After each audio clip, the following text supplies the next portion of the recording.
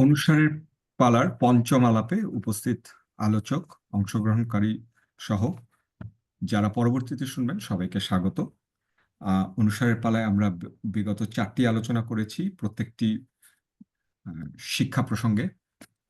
বাংলাদেশে সাম্প্রতিক যে গণ অভ্যুত্থানের আকাঙ্ক্ষায় আমাদের শিক্ষা ব্যবস্থার যে পরিবর্তন আমরা মনে করি, সেই বিষয়গুলো নিয়ে বিভিন্ন ভাবে কথা বলেছি। আজকে আমরা খুবই আনন্দিত। আজকে আমাদের পঞ্চম পর্বে আমরা বেশ সমৃদ্ধ আহ, আলোচকদেরকে পেয়েছি। আমি সংক্ষেপে শুধু তাদের পরিচয়টি আহ, তুলে ধরেই আহ, আমরা আলোচনা শুরু করব। আহ, আজকের এই আলোচনা, আমাদের শিরোনাম গণঅভ্যুত্থানের আকাঙ্ক্ষায় বাংলাদেশের শিক্ষা ব্যবস্থার গতিমুখ, এবং আজকের বিশেষ ভাবে আমাদের বিষয় বাংলাদেশের মাদ্রাসা শিক্ষা। আমরা এই বিষয়ে প্রাথমিক আলাপ করব। আজকের এই আলোচনাতে সভাপতি হিসেবে উপস্থিত থাকতে রাজি হওয়ায় আমরা বিশেষভাবে ধন্যবাদ করছি। আজকে আমাদের সভাপতি হিসেবে থাকবেন অধ্যাপক ডক্টর মাইমুল হাসান স্যার। আম, স্যার আম, স্যার আইন শাস্ত্র বিষয়ক একজন স্কলার, এবং উনি ঢাকা বিশ্ববিদ্যালয়ের আইন বিভাগের শিক্ষকতা অধ্যাপনা করেছেন। বাংলাদেশ ইসলামী দেশে বাংলাদেশ ইসলামী বিশ্ববিদ্যালয়ে শিক্ষকতা করেছেন, এবং দেশের ভেতরে সর্বশেষ সিলেটের লিডিং ইউনিভার্সিটির সামাজিক অনুষদের ডিন এবং আইন বিভাগের অধ্যাপক হিসেবে করেছেন। এছাড়া বিদেশেও আহ, যুক্তরাষ্ট্রের ইলিনয় ইউনিভার্সিটি এবং ক্যালিফোর্নিয়া ইউনিভার্সিটিতেও উনি শিক্ষকতা করেছেন। ফেলো, ইন্টারন্যাশনাল ইনস্টিটিউট অফ এডুকেশনের ফেলো ছিলেন, এবং বাংলাদেশেও institute of international and strategic স্টাডিজের একজন গবেষক হিসেবে দায়িত্ব পালন করেছেন। স্যারের জুরিসপ্রুডেন্সের পাশাপাশি ইসলামিক আইন, ইসলাম ও মুসলিম সংস্কৃতি, রাষ্ট্রবিজ্ঞান, মানবাধিকার, মধ্যপ্রাচ্য ও দক্ষিণ এশিয়ার রাজনীতি বিষয়ক বিভিন্ন আহ, এই বিষয়ে তার পাণ্ডিত্য, এবং এই বিষয়ে তার প্রচুর লেখা এবং বই রয়েছে। তো আমরা বিশেষভাবে আহ, আবারও স্বাগত জানাই, এবং আমরা খুব সম্মানিত বোধ করছি স্যারকে আজকে পেয়ে। স্যারের আরেকটি বিষয়ের ক্ষেত্রে একটু বলতে চাই। আহ, রোহিঙ্গা মুসলিমদের বিরুদ্ধে যে জাতিগত নিধন হচ্ছে, তার হয়েছিল চলমান, সেই বিষয়ে তেহরানের ইমাম সাদিক বিশ্ববিদ্যালয়ে একটি প্রতীকী আদালত গঠন করা হয়েছিল। স্যার তার বিচারকদেরও একজন ছিলেন। তো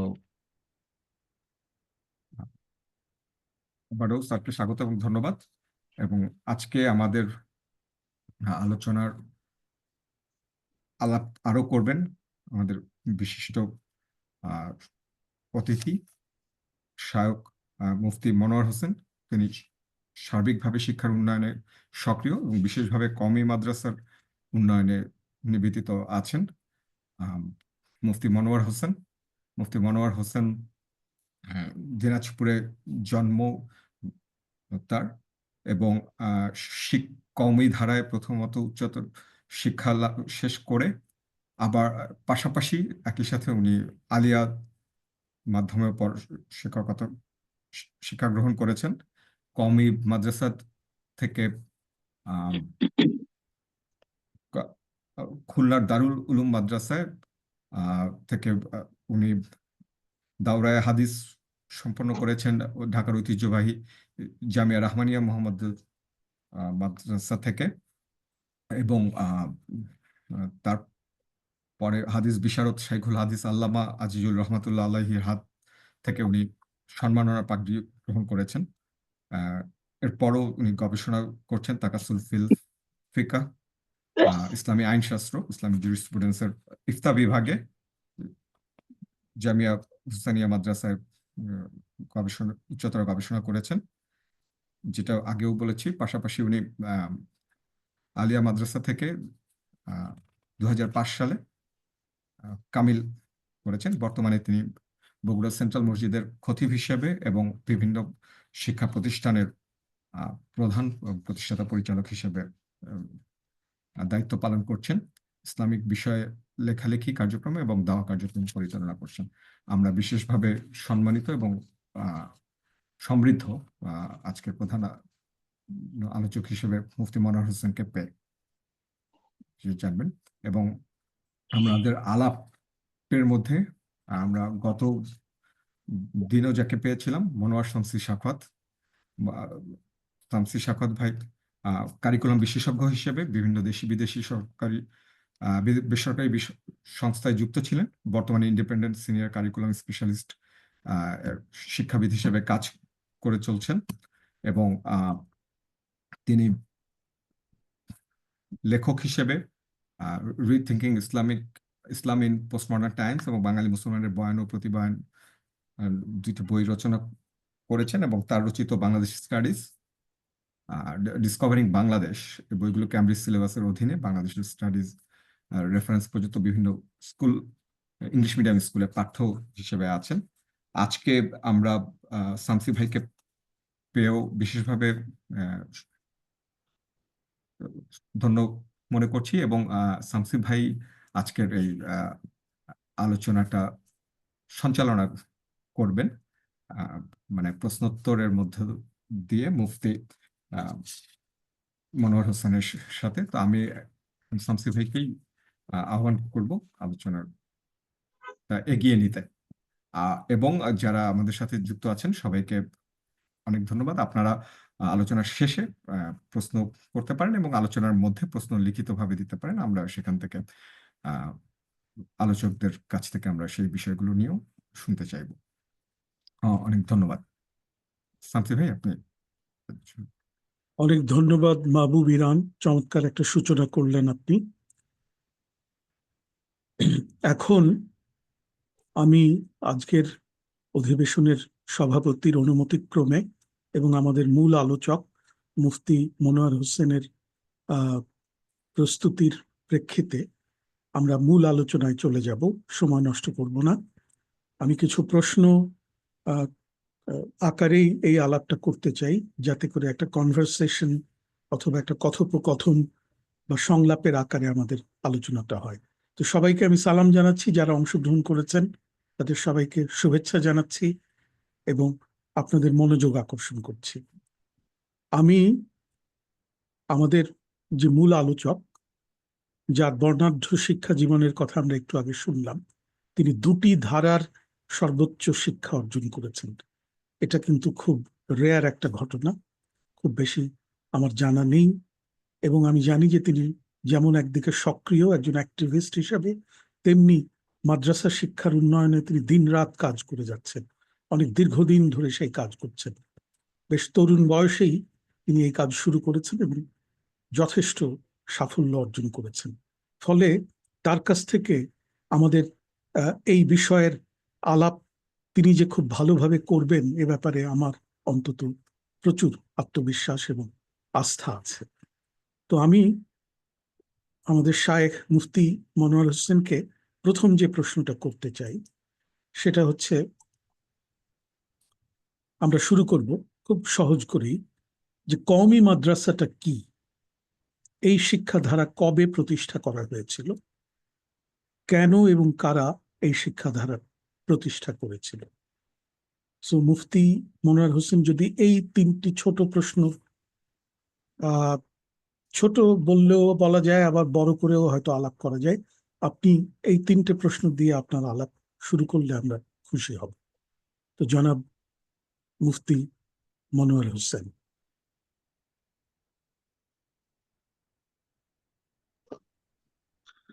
আসসালামু আলাইকুম ওয়া রাহমাতুল্লাহি ওয়া বারাকাতুহু। আলহামদুলিল্লাহ ওয়াসসালাতু ওয়াসসালামু আলা রাসূলিল্লাহ ওয়া বা'দ ওয়া আলা আলিহি ওয়া আসহাবিহি আজমাইন। আম্মা বা'দ, ফাআউযু বিল্লাহি মিনাশ শাইতানির রাজীম। বিসমিল্লাহির রহমানির রহিম। ইকরা বিসমি রাব্বিকাল্লাযী খলাক, খলাকাল ইনসানা মিন 'আলাক, ইকরা ওয়া রাব্বুকাল আকরাম, আল্লাযী 'আল্লামা বিল কলাম। ওয়া ক্বালা আল্লাহু সুবহানাহু ওয়া তাআলা, আর-রাহমান 'আল্লামাল কুরআন, খলাকাল ইনসান 'আল্লামাহুল বায়ান। وقال الله سبحانه وتعالى: يا أيها الناس اتقوا ربكم الذي خلقكم من نفس واحدة وخلق منها زوجها وبث منهما رجالا كثيرا ونساء واتقوا الله الذي تساءلون به والأرحام آمنت بالله صدق الله العظيم وقال رسول الله صلى الله عليه وسلم بعثت معلما আজকের এই অত্যন্ত গুরুত্বপূর্ণ আজকের এই আলোচ্য এবং সেমিনারের সম্মানিত সভাপতি, সুবিজ্ঞ এবং সুন্দর সঞ্চালক এবং আমার অত্যন্ত শ্রদ্ধাভাজন ব্যক্তিত্ব, মহাব্বতের মানুষ জনাব মোহতারাম মোনাওয়ার শামসুল সাখাওয়াত মোহতারাম সহ আমার দর্শক যারা আছেন সকলকে ধন্যবাদ জানাচ্ছি। আমাকে উভয় অপশনই দেওয়া হয়েছে যে সময় নিয়েও করতে পারি অথবা একটু ডিটেলসও করতে পারি অথবা সংক্ষেপে, যেহেতু শুরুটা এজন্য শুরুটা এভাবেই করলাম আর কি। সকলকে ধন্যবাদ জানিয়ে শুরু করছি। প্রথমত আগে ইসলামের দৃষ্টিভঙ্গিতে শিক্ষা আমরা যদিও জানি, তবু আমরা মনে করি যে একটু চিন্তা করা উচিত। আমি একটু ভিন্ন দৃষ্টিভঙ্গি থেকে আমি আপনাদের নজর কাড়তে চাই। একটি হলো যে শিক্ষার অনিবার্যতা এবং অনস্বীকার্য গুরুত্ব, এটি আমরা জানি সকলেই। ছোট্ট একটি পয়েন্ট আমার কাছে খুব বেশি গুরুত্বপূর্ণ মনে হয় যে একমাত্র ইসলাম যে যার অভ্যুদয় হয়েছে এবং তার সদস্যগুলোকে তৈরি করা হয়েছে শিক্ষার মাধ্যমে, অর্থাৎ একটা সিলেবাসের মাধ্যমে। আমরা ধর্ম হিসেবে বিভিন্ন ধর্মই দেখি, বিভিন্ন ধর্ম আছে, হক না হক, সত্য মিথ্যা সেগুলো আলাদা বিষয়।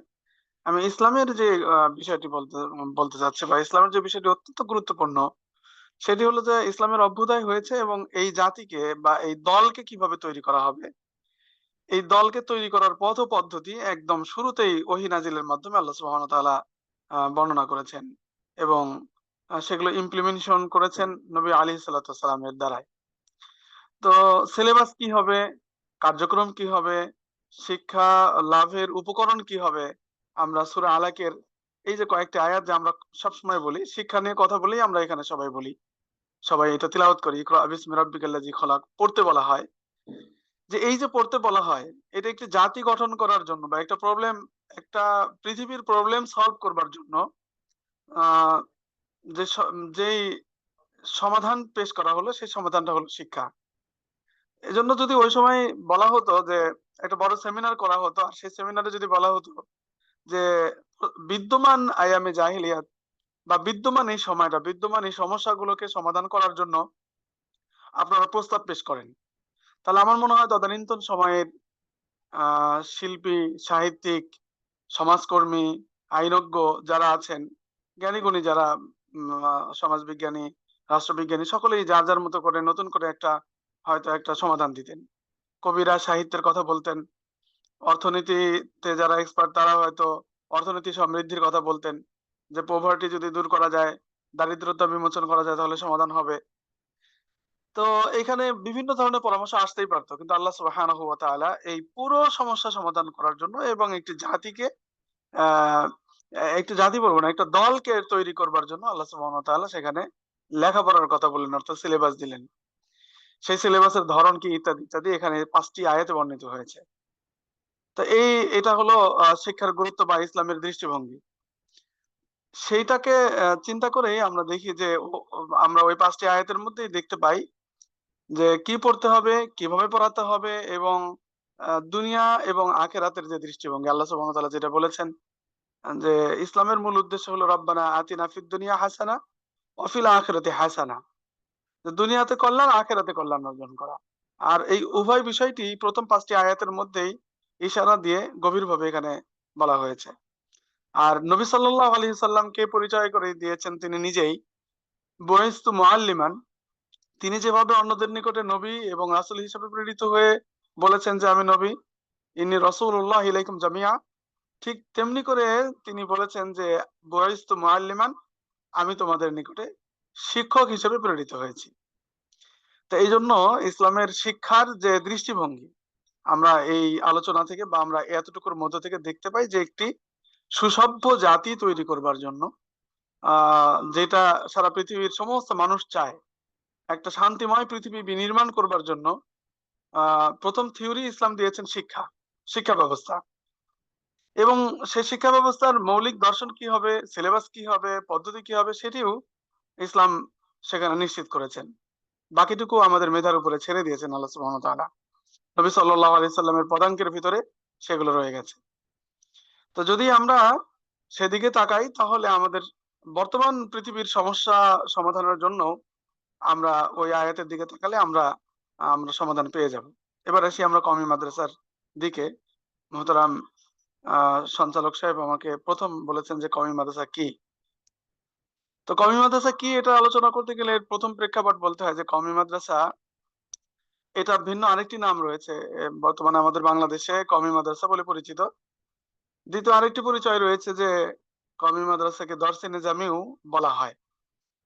এই দরসে নিজামি এবং কওমি একই মাদ্রাসা। তবে একটু ইতিহাস, এর পেছনে একটু ইতিহাস রয়েছে। সেটি হলো যে আমরা জানি যে বাগদাদ সভ্য নগরীতেও যখন পরিণত হয়েছিল, পৃথিবীর মানুষেরা যখন জ্ঞান বিজ্ঞান এখান থেকে আরোহণ করত, সেই তখনকার শিক্ষা ব্যবস্থার নাম ছিল দরসে নিজামি।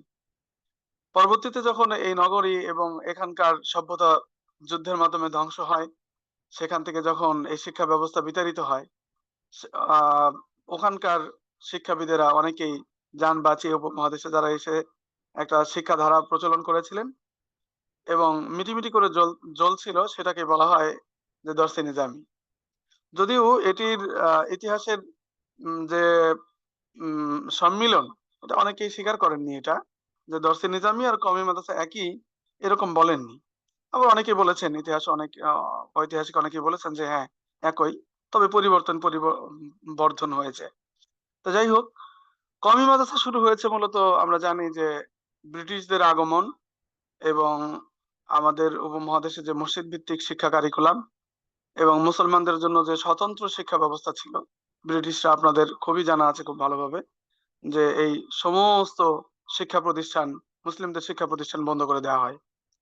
এবং এখানে আমরা জানি যে উপমহাদেশে হাজার হাজার একর জমি ছিল, যে জমিগুলোকে লাখেরাজি জমি বলা হয়। এই শিক্ষা প্রতিষ্ঠানগুলোর আয়ের উৎস ছিল। এই সমস্ত লাখেরাজি সম্পত্তিগুলোকে একযোগে ব্রিটিশরা আইন করে এটাকে বন্ধ করে দেওয়া, মানে আহ, রাষ্ট্র রাষ্ট্র এটাকে অধিকার করে নেয়, রাষ্ট্র এটাকে সম্পূর্ণ একর করে নেয় এবং এটাকে তুলে দেয় এবং এই শিক্ষা পদ্ধতিকে বন্ধ করে দেওয়া হয়।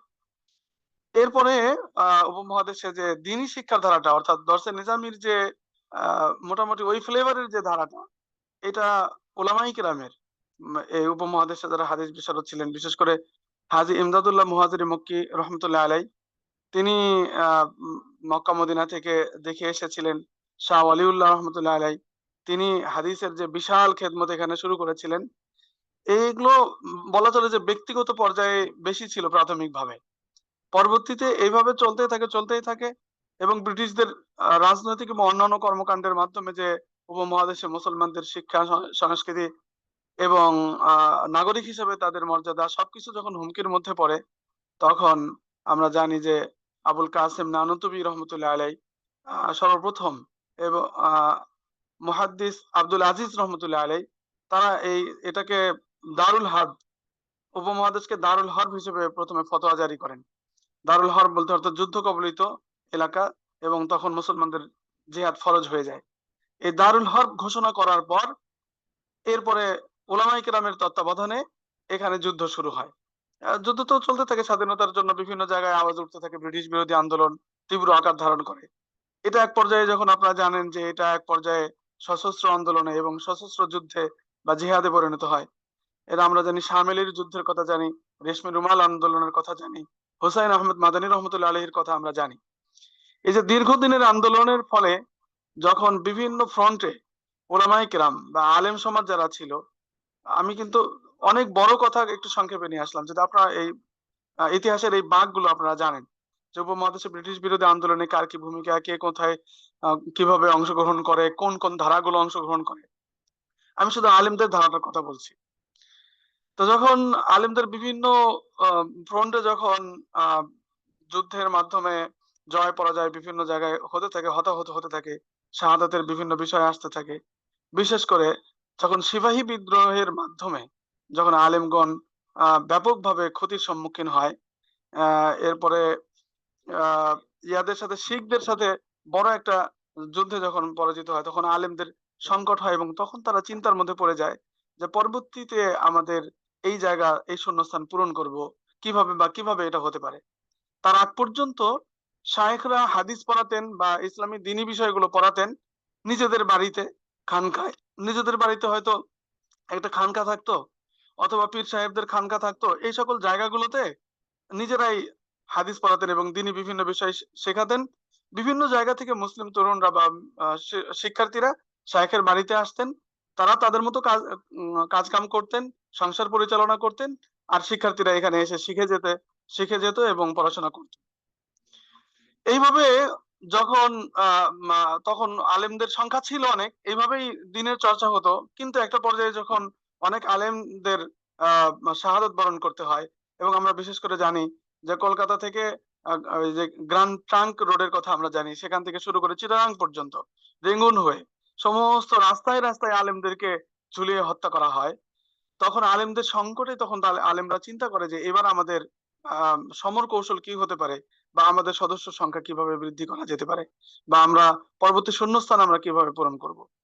তখন সেই সময়ে এসে চিন্তা করা হয় যে তাহলে এটা প্রাতিষ্ঠানিক উপায়ে ছাত্র সংগ্রহ করা হোক এবং আমরা আমাদের যুদ্ধের কৌশল পরিবর্তন করি।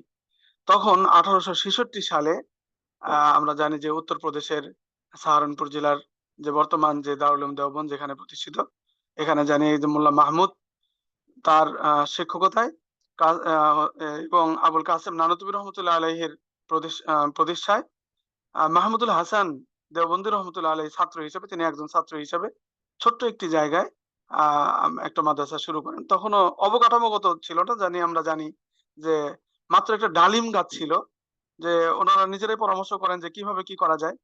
তখন একটা আহ ধারা তৈরি করে বা একটা নিয়ম তৈরি করেন যে আমরা কিভাবে এই শিক্ষাধারা তৈরি করব বা কিভাবে কি হতে পারে। তখন এটাকে বলা হয় উসুলে হাসতে গানা। উসুলে হাসতে গানা মানে 8টা মূলনীতি তারা তৈরি করেন, যে 8টা মূলনীতির আলোকে আমরা একটা বৃহৎ পরিকল্পনা তৈরি করেন যে আমরা কিভাবে কোন পর্যন্ত যাব। সেই হিসেবে 8টা পরিকল্পনা তৈরি করা হয়। এই 8টা পরিকল্পনাকে সামনে রেখে একটা ডালিম গাছের নিচে ওখানে পড়ালেখা শুরু করা, একজন ছাত্রকে দিয়ে পড়ালেখা শুরু করা হয়। এরপরে ধীরে ধীরে এই প্রতিষ্ঠান আপনারা জানেন যে সেখানে পরবর্তীতে অনেক বেশি ছাত্র আসেন। এরপরে তার ধারায় অন্যান্য জায়গায় প্রতিষ্ঠান হতে থাকে। এরপরে এটার আকার আয়তন বৃদ্ধি পেতে থাকে। এইভাবে উপমহাদেশে ব্রিটিশ ভারতে তখন মাদ্রাসা এই প্রাতিষ্ঠানিক উপায়ে বিভিন্ন জায়গায় ছড়িয়ে পড়তে থাকে। বর্তমান সময় পর্যন্ত 1866 সাল থেকে বর্তমান পর্যন্ত আমরা জানি যে এখন মানে পূর্ব পশ্চিম উত্তর দক্ষিণ পৃথিবীর যে কোনো প্রান্তে, পৃথিবীর প্রায় সকল রাষ্ট্রেই কওমি মাদ্রাসার অস্তিত্ব রয়েছে। আলহামদুলিল্লাহ এই কওমি মাদ্রাসা এইভাবে চলতেছে। 2 নাম্বার বিষয় ছিল যে কওমি মাদ্রাসা কাকে বলে, কবে প্রতিষ্ঠা হলো। আমরা জানি সেই সময়টাও আমরা বলে দিলাম যে 1866 সালে এটা প্রতিষ্ঠা হয়।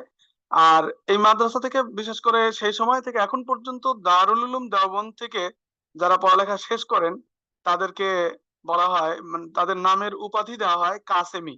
আমাদের বাংলাদেশেও দেখবেন যারা আহ ওখান থেকে ফারেক হয়ে এসছে তাদের নামের শেষে যেমন হাবিবুল্লাহ মোহাম্মদ কাসেমি, আবু তাহের কাসেমি।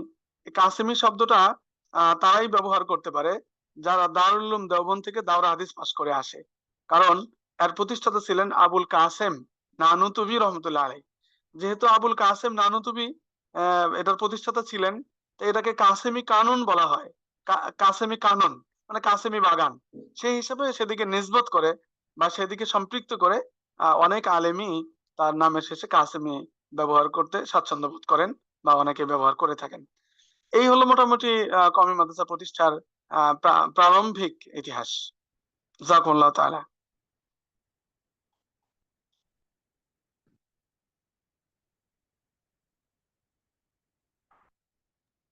জি মোহতারাম আহ, সঞ্চালক। আহ, শায়েখ, আপনাকে অত্যন্ত কৃতজ্ঞতা জানাচ্ছি। আপনি সংক্ষেপে, কারণ আমি জানি যে এটা বিশাল একটা ইতিহাসের একটা প্রেক্ষাপট আপনি নিয়ে আসলেন, সেই বাগদাদ থেকে শুরু করে কিংবা একেবারে নবী করিম সাল্লাল্লাহু আলাইহি ওয়াসাল্লাম থেকে শুরু করে আপনি বাগদাদের নিজামিয়া মাদ্রাসার প্রেক্ষাপট থেকে শুরু করে তারপরে আপনি আমাদের এই উপমহাদেশে যে ব্রিটিশ কলোনি যখন এলো, ব্রিটিশ কলোনিয়ালিস্টরা যখন এলো, তার সঙ্গে যে মুসলমানদের যে বিভিন্ন রকমের সংঘাত হয়েছে, সেটা সামরিকভাবে হয়েছে, রাজনৈতিকভাবে হয়েছে এবং পরবর্তীকালে শিক্ষা এবং সাংস্কৃতিক ভাবে হয়েছে, তারই ফলাফল হিসেবে আপনি 1866 বা 67 সালের যে দেওবন্দ মাদ্রাসার প্রতিষ্ঠা, তার একটা প্রেক্ষাপট আমাদেরকে সুন্দরভাবে দিয়েছেন। এটা জি আমি আমি মোহতারাম আশা করি যে সংক্ষেপে। আমাদের আমাদের যারা এখানে দর্শক শ্রোতা আছেন, যারা অনেকেই হয়তো জেনারেল এডুকেশনে পড়াশোনা করেছেন, তাদের হয়তো অনেকে জানতেও পারেন, কিন্তু অনেকেই হয়তো আবার নাও জানতে পারেন। তো সুন্দর একটা প্রেক্ষাপট এখানে চলে এসেছে। এই প্রেক্ষাপটের মধ্যে আমরা দেখতে পেলাম যে ব্রিটিশ উপনিবেশিকদের সঙ্গে লড়াইয়ের প্রেক্ষিতেই কওমি মাদ্রাসার প্রতিষ্ঠা। আমি যদি একটু বলি, মোহতারাম আমাদের আহ, আহ, শায়েখের অনুমতি নিয়ে, যে কম শব্দটা কিন্তু জাতি অর্থে, অর্থাৎ যখন ব্রিটিশরা আমাদেরকে কবজা করে ফেললো, আমাদের এই উপমহাদেশকে যখন তারা কবজা করে ফেললো সামরিকভাবে, রাজনৈতিকভাবে, এবং তার প্রতিরোধ করে বিভিন্ন জেহাদ যখন সফল হতে পারলো না, এমনকি 1857 সালের সিপাহী বিদ্রোহ যখন ব্যর্থ হলো, তখন এই আলেম, যার কথা আপনি একটু আগে বললেন, যাদেরকে ঝুলিয়ে ঝুলিয়ে ফাঁসি দেওয়া হয়েছে, হত্যা করা হয়েছে, গণহত্যা করা হয়েছে, সেই আলেমদেরকে তারা প্রতিবাদ এবং প্রতিরোধ করার, তারই একটা প্রতিক্রিয়া হিসেবে, একটা পজিটিভ প্রতিক্রিয়া হিসেবে আমরা ধরে নিতে পারি যে এই আন্দোলনটা, এই শিক্ষা আন্দোলনটা আপনি যাদের যাদের নাম করলেন, তারা এটা শুরু করেছিলেন। এবং তারা জাতির প্রশ্নে, অর্থাৎ মুসলমান জাতিকে কি করে তার নিজস্বতাকে রক্ষা করা যায়, বিশেষ করে তার ধর্মীয় এবং শিক্ষাগত যে বৈশিষ্ট্য এবং একেবারে মৌলিকতা, এটা যাতে কোনোভাবে নষ্ট না হয়, সেইটাকে রক্ষা করার জন্যই তারা এই আন্দোলনটা করেছিলেন, যে কারণে এটা কওমি বলে বলা হয়। এবং এর ব্যবস্থাপনা এবং এর ফাইন্যান্স বা এর যে আর্থিক লেনদেন, এগুলো সবই জাতির কাছ থেকে আসবে, অর্থাৎ প্রত্যেকের কাছ থেকে আসবে। সেই যে ব্রিটিশ কলোনিয়াল যে সরকার বা রাষ্ট্র, তার কাছ থেকে কিন্তু তারা নেবে না। এই যে ব্যাপারটা, অর্থাৎ নিজেদেরকে স্বাধীন রাখার একটা চেষ্টা থেকেই এটা এসেছে। চমৎকার ভাবে আমাদের আলাপের সূচনা হয়েছে। আমি আশা করি আমাদের দর্শকরা প্রেক্ষাপটটা বুঝতে পেরেছেন। এবার আমি এই প্রেক্ষাপটের উপরে ভিত্তি করে আমি দ্বিতীয় প্রশ্নের দিকে যেতে চাচ্ছি। যেহেতু আমরা এতক্ষণ ইতিহাসটা মোটামুটি কিছুটা জেনে ফেলেছি, এবারে আমি আমার প্রিয় শায়েখকে অনুরোধ করব যে আপনি দার্সে নিজামির কথা বলেছেন, যে দার্সে নিজামি একটা বাগদাদে হয়েছিল, যেটা নিজামুল মুলকের আহ, অধীনে বা তার তত্ত্বাবধানে সেটা হয়েছিল। তিনি ওই সময় একজন খুব প্রখ্যাত উজির ছিলেন, তার তত্ত্বাবধানে এটা হয়েছিল বলে এটার নাম হয়েছিল দার্সে নিজামি। কিন্তু ভারতবর্ষে, বিশেষ করে উপমহাদেশে, মোগল আমলের শেষের দিকে লখনৌতে ফিরিঙ্গি মহল বলে একটা জায়গা আছে, সেইখানে মোল্লা নিজামুদ্দিন সাহলভি, তিনি দার্সে নিজামি যেটা শুরু করেছিলেন, সেটা কিন্তু কিছুটা পরিবর্তিত হয়েছিল। তো আমি এখন শায়েখের কাছে জানতে চাইব, এই যে ফিরঙ্গি মহল্লির যে দার্সে নিজামি এবং পরবর্তীকালে ব্রিটিশদের আসার পরিপ্রেক্ষিতে দেওবন্দ মাদ্রাসা যেটা হলো, সেটাও একটা দার্সে নিজামি। এমনকি 1780 সালে কলকাতায় যে আলিয়া মাদ্রাসা প্রতিষ্ঠিত হয়েছিল, তারাও দাবি করে যে তারা দার্সে নিজামি ফলো করছে। তাহলে আপনি আমাদেরকে কি একটু বোঝাবেন এই যে দার্সে নিজামিটা কি ছিল এবং এটাকে কে কিভাবে ব্যবহার করেছে, কে কিভাবে এর পরিবর্তন এনেছে? প্রথমে আলিয়া মাদ্রাসা যেটা শুরু হলো কলকাতায়, তারা এটার মধ্যে কি কি পরিবর্তন এনেছে, আর 1866-67 সালে দেওবন্দ যে কওমি আন্দোলন হলো, সেই আন্দোলনে এই দার্সে নিজামিতে কি পরিবর্তন এসেছিল। অর্থাৎ আমরা দার্সে নিজামির তিনটা রূপ জানতে চাই। একটা হচ্ছে মোল্লা নিজামুদ্দিন সাহেলভির কাছে এটা কিভাবে ছিল, তারপরে একটা হচ্ছে আলিয়া মাদ্রাসা তাতে কি কি পরিবর্তন এনেছে, আর পরবর্তীকালে দেওবন্দ মাদ্রাসায় কি কি পরিবর্তন এসেছে। সবাই বলছে দার্সে নিজামী, কিন্তু তাদের মধ্যে ফারাক আছে, পার্থক্য আছে। এগুলো যদি আপনি একটু আমাদেরকে পরিষ্কার করে তুলে ধরেন, আমরা অত্যন্ত কৃতজ্ঞ হব।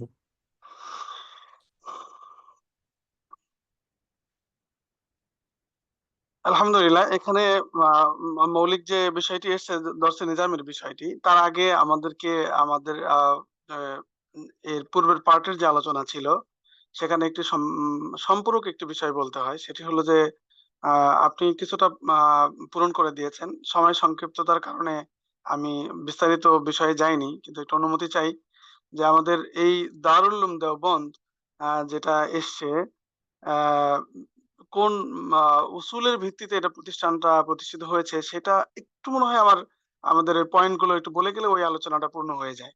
আমি জি, শুধুমাত্র নিশ্চয়ই নিশ্চয়ই আপনি নিশ্চয়ই আপনি বলুন। একটু ইশারা দিয়েছেন অবশ্য, যে আচ্ছা, বলুন, আপনি আপনি একটু আপনি বলুন। ইশারা দিয়েছেন। তার মধ্যে একটা হলো যে এই মাদ্রাসা যে চলবে, এই মাদ্রাসাগুলো একটা প্রতিকূল পরিস্থিতির মধ্যে এই মাদ্রাসার প্রতিষ্ঠা হয়েছে বা এটা যাত্রা শুরু করেছে। তো এই যে প্রতিকূল পরিস্থিতির মধ্যে শুরু হলো, এটা যেন সাস্টেইন করে এবং লম্বা সময় চলে এবং ঘরে ঘরে যেন চলে যায়, সার্বজনীন হয়। এই জন্য ৮টি মৌলিক নীতিমালা লিখেছিলেন, প্রণয়ন করা হয়েছিল। তার মধ্যে একটা হলো গণচাঁদা আদায় করা, অর্থাৎ এটা সরকারি পৃষ্ঠপোষকতাহীন, সরকারের কাছ থেকে কোনো প্রকার অর্থ বা তাদের কাছ থেকে বেতন নেওয়া ছাড়াই গণমানুষের অংশগ্রহণের মাধ্যমে যেন প্রতিষ্ঠানটা পরিচালিত হয়। তো একটা কারণও ছিল যে আমরা ১৭৮০ সালে আলিয়া মাদ্রাসা প্রতিষ্ঠিত হয়, আর ১৮৬৬ সালে কওমি মাদ্রাসা প্রতিষ্ঠিত হয়। প্রায় বলা চলে যে প্রায় ১০০ বছরের কাছাকাছি সময় পরে যে কওমি মাদ্রাসার যাত্রা শুরু। কিন্তু এখানে একটা মাদ্রাসা সরকারি পৃষ্ঠপোষকতায় থাকার পর কেন প্রয়োজনটা অনুভব হলো যে মানে নিজেদের তত্ত্বাবধানে মাদ্রাসা করতে হবে, আহ, অর্থাৎ আমরা আমাদের মতো করে মাদ্রাসা করব। তো এটা আমরা পরের আলোচনায় আসবো। যদি আপনি আমাকে এই ধরনের মানে প্রশ্ন, যেহেতু আলিয়া কওমি দুইটা মিলেই আলোচনায় আসবে, তখন আমি এটা ইনশাল্লাহ আলোচনা করব। এখন শুধু যাবো যে আমাদের মৌলিক পয়েন্ট গুলো কি ছিল। ১ নম্বর ছিল যে গণচাঁদা, যেহেতু সরকারি একটা মাদ্রাসা ছিল, যেটা এখনো সরকারি মাদ্রাসাই বলা হয়। আর প্রাইভেট যে মাদ্রাসা, ব্যক্তিগত যে মাদ্রাসা বা কওমের যে জাতির পৃষ্ঠপোষকতায় যে মাদ্রাসা, সেটাকে কওমি মাদ্রাসা বলা হয়। তাহলে কওমি মাদ্রাসাকে এই জন্যই বলা হয়েছিল যে পুরো প্রতিষ্ঠান এবং সিস্টেম, এখানকার অর্থনৈতিক যোগান এটা কওমের নিকট থেকেই আসবে, জাতির নিকট থেকে আসবে। সেজন্য এই প্রতিষ্ঠানের শিক্ষক, কর্মচারী, যারা এই মাদ্রাসার সাথে সম্পৃক্ত, কমিটির সদস্য যারাই থাকুক, প্রত্যেকেই ব্যাপক হারে গণচাঁদা আদায় করবেন। ২ নাম্বার, যেভাবেই হোক মাদ্রাসার ছাত্র যারা থাকবেন তাদের খানা দেয়া হবে, অর্থাৎ শুধুমাত্র পড়াশোনা না, বরং তাদের থাকা এবং খাবার উভয়টি মাদ্রাসা কর্তৃপক্ষই সরবরাহ করবেন।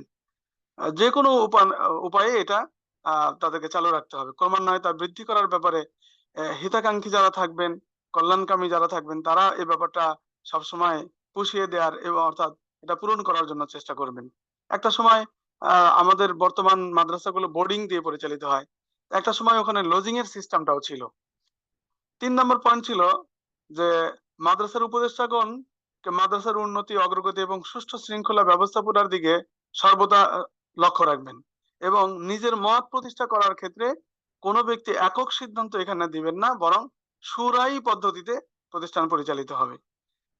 ৪ নম্বর বিষয় যেটি ছিল সেটা হলো যে মাদ্রাসার সকল শিক্ষককে অবশ্যই দারুল উলুম দেওবন্দের যে চেতনা বা চিন্তা, সেই চেতনার অনুসারী হতে হবে।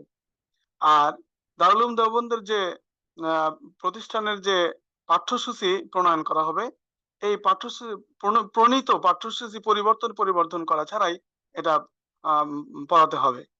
এবং এই প্রতিষ্ঠানের জন্য যতদিন পর্যন্ত কোনো স্থায়ী আয়ের ব্যবস্থা করা না হবে, ততদিন পর্যন্ত আল্লাহর প্রতি নির্ভরশীলতার স্বার্থে এখানে প্রতিষ্ঠান সকলে তাওয়াক্কুলের উপরে এই প্রতিষ্ঠানকে পরিচালনা করবেন।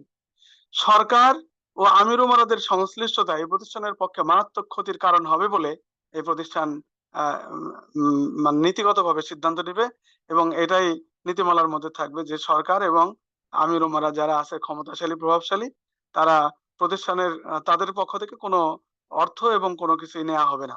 আর ৮ নম্বর ছিল যথাসম্ভব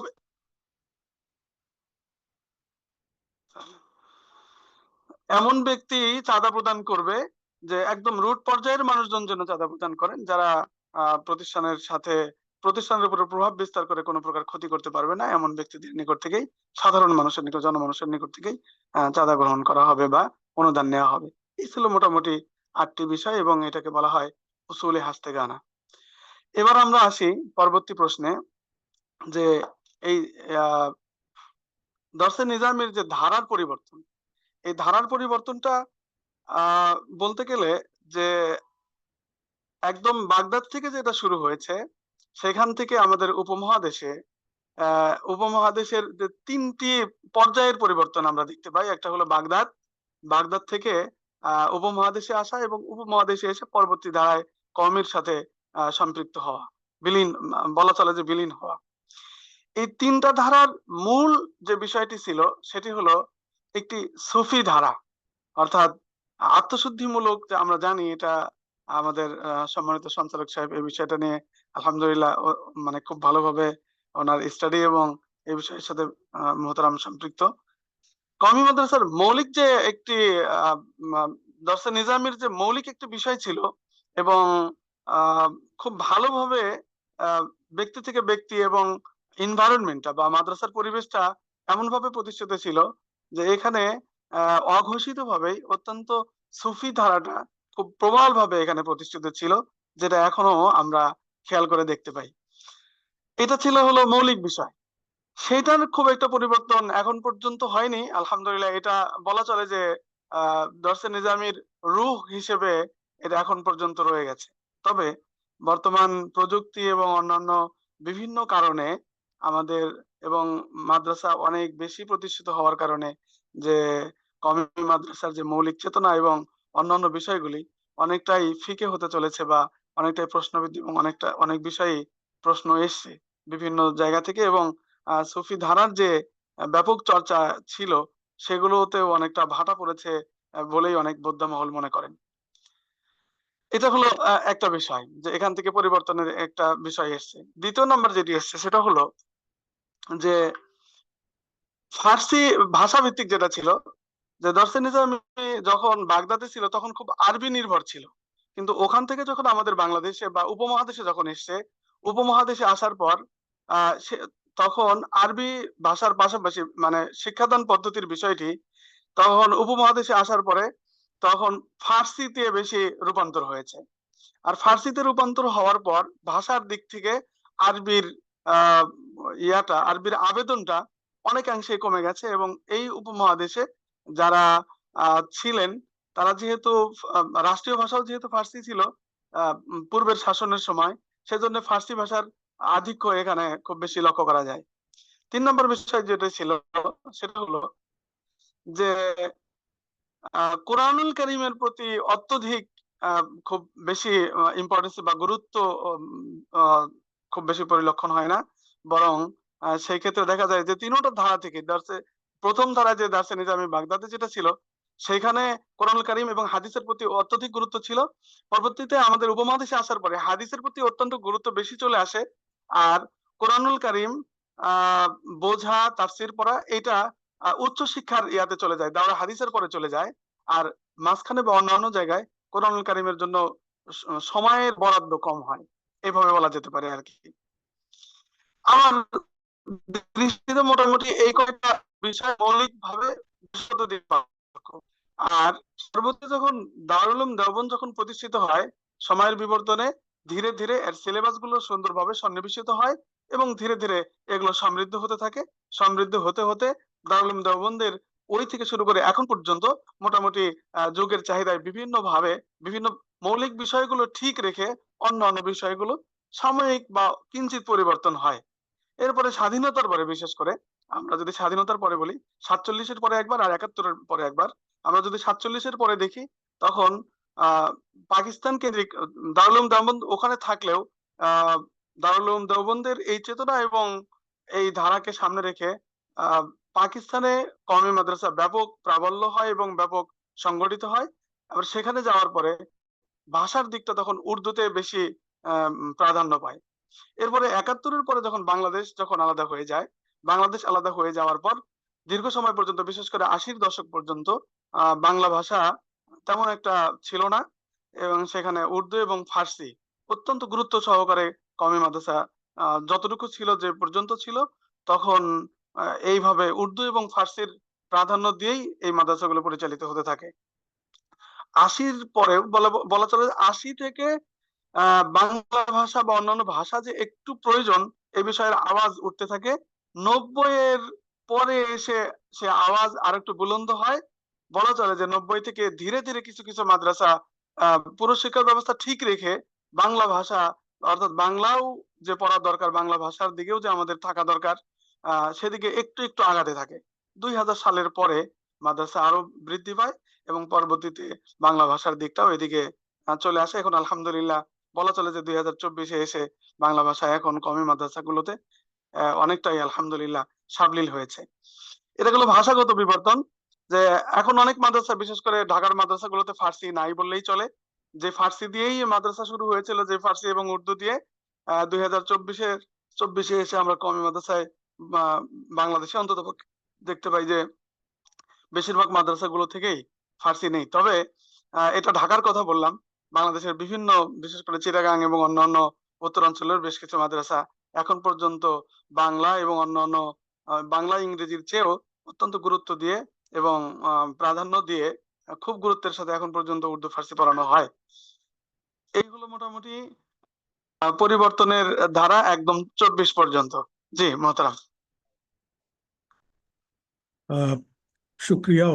খুবই সুন্দরভাবে আপনি দার্সে নিজামির যে বিবর্তন, একেবারে বাগদাদ থেকে শুরু করে আমাদের এই উপমহাদেশে এসে তার কি পরিবর্তনগুলো হলো, কেন হলো, সেগুলো আপনি জানালেন।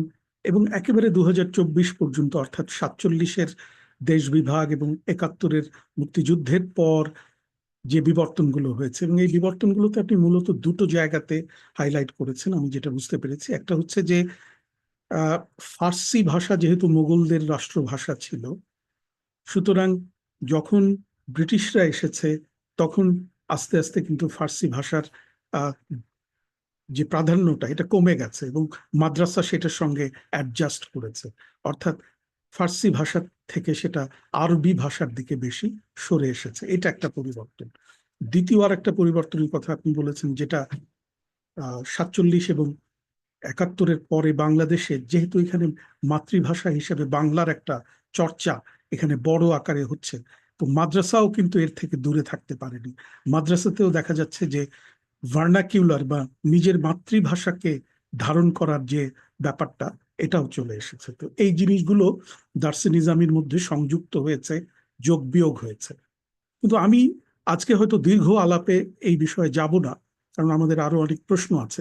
তবুও আমি একটু নোক্তা দিয়ে রাখি আমাদের মুফতি মনোয়ার হোসেনের জন্য। সেটা হচ্ছে যে, তার পরে হয়তো কোনো আলাপের সুবিধা হতে পারে। সেটা হচ্ছে যে দার্সে নিজামির মধ্যে আমি একটু দেখার সুযোগ হয়েছে আমার, যেটা লখনৌতে ফিরিঙ্গি মাহাল্লিতে যেটা ছিল, সেইখানে কিন্তু বিষয় বিন্যাস যদি আমি লক্ষ্য করি, তাহলে দেখব সেখানে মান্তিক বলে একটা বিষয় আছে এবং হিকমাত বলেও একটা বিষয় আছে, এবং এখানে বেশ কিছু কিতাব পড়ানো হতো মুঘল জি যুগের জি শেষের দিকে এবং জি ব্রিটিশ যুগের প্রথম দিকে। বলতে গেলে প্রায় ২০ শতক বা 20th সেঞ্চুরি পর্যন্ত এর চর্চা লখনৌতে হয়েছিল। দার্সে নিজামি, যেটা আসল দার্সে নিজামি, মানে ইন্ডিয়ান দার্সে নিজামি যেটা, সেখানে কিন্তু ৭ থেকে ৮টা কিতাব পড়ানো হতো মান্তিকের অধীনে। মান্তিক হচ্ছে যুক্তিবিদ্যা, আর হিকমত হচ্ছে যেটাকে আমরা দর্শন বলতে পারি। সেই জি দর্শনে আমি দেখছি যে সুল্লাম উল্লাম বলে একটা বই আছে, ওটা জি পড়ানো হতো, জি এখনো জি পড়ানো হয়। ছিলাম, এখন পড়ানো এই যে হয়। একটা প্রাধান্য ছিল, মানে তর্ক যুক্তি এবং স্বাধীন চিন্তার যে ব্যাপারটা, এটা কিন্তু ওই late Mughal and early British পিরিয়ডে এটা কিন্তু ছিল।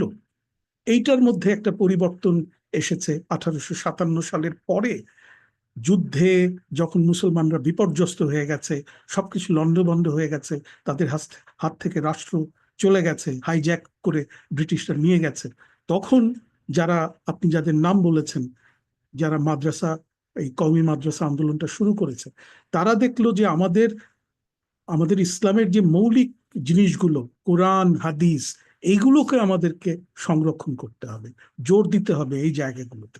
আমি তাদের মনস্তত্ত্বটা এইভাবে বুঝেছি। এবং দর্শন বা যুক্তি, এটাকে তারা মনে করেছে যে এটা পরে হলেও চলবে, আপাতত আমাদের মৌলিক জিনিসগুলোকে আমরা যদি রক্ষা করতে পারি, তাহলে আমরা আমাদের তাহজিব তামাদ্দুন, আমরা আমাদের তালিম তারবিয়াত এগুলোকে রক্ষা করতে পারবো। এবং সেই জন্যে তারা ওই দিকে মুভ করেছে। আমি এইভাবে পরিবর্তনটাকে দেখেছি। আর ওইদিকে 1780 সালে কলকাতা মাদ্রাসা তৈরি করে সেখানে প্রায় অনেক ব্রিটিশ প্রিন্সিপালকে রাখা হয়েছিল, ইংলিশ প্রিন্সিপাল ছিল, অনেক শিক্ষকও ছিল ইংরেজ। তারা ওই মাদ্রাসা পরিচালনা করতেন। তারা দার্সে নিজামীর নামে সেখানে কিন্তু অ্যাকচুয়ালি পাশ্চাত্য শিক্ষা ঢোকাচ্ছিলেন বারবার, ইংরেজি ভাষা এবং পাশ্চাত্যের যে আধুনিক শিক্ষা সেটাকে ঢোকাচ্ছিলেন তারা। এইভাবে তারা মাদ্রাসায় একটা পরিবর্তন আনছিলেন। তো একদিকে আলিয়া দিয়ে, ব্রিটিশ আলিয়াদের মাধ্যমে একটা আহ, আহ, আমি বলবো যে একটা চাপের মধ্যে আছে, আর একদিকে রাষ্ট্র হারিয়ে ফেলেছে। এই অবস্থায় কওমি মাদ্রাসা যারা প্রতিষ্ঠা করেছেন তাদের মনস্তত্ত্বটা আমাদেরকে বুঝতে হবে, যে তারা কেন দার্সে নিজামীতে এই পরিবর্তনটা এনেছেন। আমি নিশ্চিত যে আমাদের মুফতি মনোয়ার হোসেন পরবর্তী কোনো আলাপে, যখন দার্সে নিজামী নিয়ে আমরা আরো দীর্ঘ আলাপ করব অন্য কোনো পর্বে, তখন এই জিনিসগুলো সেখানে আরো বেশি করে আসবে। তো আমি এটুকু বলে এর পরের প্রশ্নে চলে যাচ্ছি। সেটা হচ্ছে আমাদের শ্রদ্ধেয় মুফতি মনোয়ার হোসেন সাহেবের জন্য আমার যে প্রশ্নটা, সেটা হচ্ছে যে কওমি মাদ্রাসা শিক্ষা ধারায় এবারে আমরা খুব ডিটেইলে যেতে চাচ্ছি, একেবারে ইনডেপথে যে আমরা বুঝতে চাচ্ছি সেটা কি, যে কওমি মাদ্রাসা শিক্ষা ধারায় কয়টা স্তর আছে, মারহালা যেটাকে বলে, ওই মারহালা কয়টা আছে, তার ভিতরে কি কি ক্লাস বা সাফ যেটাকে বলে, বা শ্রেণী বলতে পারি আমরা, কি কি শ্রেণী আছে। হ্যাঁ, এবং এই শ্রেণীগুলোর যদি আপনি মোটামুটি, সবগুলো বলতে হবে না, কিন্তু মোটামুটি যদি কিছু টেক্সট বই বা কিতাবের নাম বলেন, যে এই বিষয়ে এই কিতাবগুলো যেগুলো খুব গুরুত্বপূর্ণ কিতাব, প্রত্যেকটা স্তরে বা প্রত্যেকটা সাবজেক্টে গুরুত্বপূর্ণ কিছু কিতাবের যদি নাম আমাদেরকে বলেন, তাহলে আমরা এই সিলেবাসটার ডিটেলসটা কিছুটা জানতে পারবো, আমাদের পরবর্তী আলাপে সুবিধা হবে। পরবর্তী আলাপটা হবে কিন্তু ওই যে যখন আমরা আবার আলিয়া মাদ্রাসার সিলেবাসটা নিয়ে কথা বলবো, তখন আমরা যদি কওমিটা জেনে যাই, তাহলে আলিয়ার সঙ্গে একটা তুলনার মধ্যে আমরা সহজে যেতে পারবো। তো তাহলে আমি আমার শ্রদ্ধেয় মুফতি মনোয়ার হোসেনকে আমি প্রশ্ন করছি যে কওমি মাদ্রাসা শিক্ষা ধারায় কয়টি স্তর আছে, সেগুলি উল্লেখ করে তার অধীনে কি কি শ্রেণী আছে এবং সেখানে কি কি বিষয় পড়ানো হয়, এবং যদি জি উল্লেখযোগ্য কিছু কিতাবের নাম আপনি বলেন, তাহলে আমরা জি জিনিসটা খুব ভালো করে বুঝতে পারবো আশা করি। ধন্যবাদ। জি আমি একাডেমিক ভাষা প্রয়োগ না করে আমি সরাসরি প্র্যাকটিক্যাল বর্তমান কি আছে আমি সেটাই বলি। জি। আগে এইভাবে বুঝিয়ে দেওয়ার পর এরপরে আমি একাডেমিক ভাষাও ব্যবহার করব। প্রাথমিকভাবে আমাদের কওমি মাদ্রাসাগুলো বোঝার সুবিধার্থে বলা চলে যে কওমি মাদ্রাসায় একদম শিশু শ্রেণী থেকে সর্বোচ্চ, আমি শুধু বোঝার জন্য বলছি, কম্পেয়ার করার জন্য না, যে একদম শিশু শ্রেণী থেকে শুরু করে সাধারণত আমাদের জেনারেল লাইনে যে মাস্টার্স পর্যন্ত যে শিক্ষা ব্যবস্থা আছে, ঠিক এইরকমই। এখন মারহালাগুলো আমি আলাদা আলাদা করে বলি। যে আমাদের বাচ্চারা যখন, শুধু বোঝার জন্য, যে একটা বাচ্চা যখন 6 বা 7 বছরের একটা বাচ্চা যখন আসে, স্বাভাবিকভাবে সমস্ত কওমি মাদ্রাসায় সবসময় পছন্দ করে এবং এটা দেখতে চায় বা অভিভাবকদের বলে যে বাচ্চা আবাসিক যখন থাকার উপযোগী হবে তখন আপনি আমাদের কাছে আনবেন। এটাই, সমস্ত বাচ্চা আবাসিক থাক, এটাই মূলত কওমি মাদ্রাসাওয়ালারা চায়, আমরা চাই আর কি। ফলে একটা বাচ্চা যখন আসে তখন প্রথম তাকে যেই মারহালায় নেওয়া হয় সেটাকে বলা হয় মক্তব। এই মক্তবে বাচ্চাকে নেয়ার পর বাংলাদেশে মক্তবের কয়েকটা ধারা আছে। একটা হলো যে নুরানি মক্তব, আর একটা হলো আমরা প্রথমত দুই ভাগে ভাগ করতে পারি। একটা হলো নুরানি মক্তব, আর একটা হলো সাধারণ মক্তব। একসময় এমন ছিল যে মক্তবে আসার পরে শুধুমাত্র তাদেরকে কোরআন শরীফ দেখে পড়তে শেখানো হতো, সকাল থেকে রাত পর্যন্ত আহ সময়টা ভাগ করে কোরআন শরীফ পড়তে শিখবে, এটাই তার প্রধান কাজ ছিল। এই জন্য প্রথমে আগে কায়দা দেওয়া হতো। কায়দা পড়ানো হতো, সকালেও কায়দা পড়তো, দুপুরেও কায়দা পড়তো, রাত্রেও কায়দা পড়তো।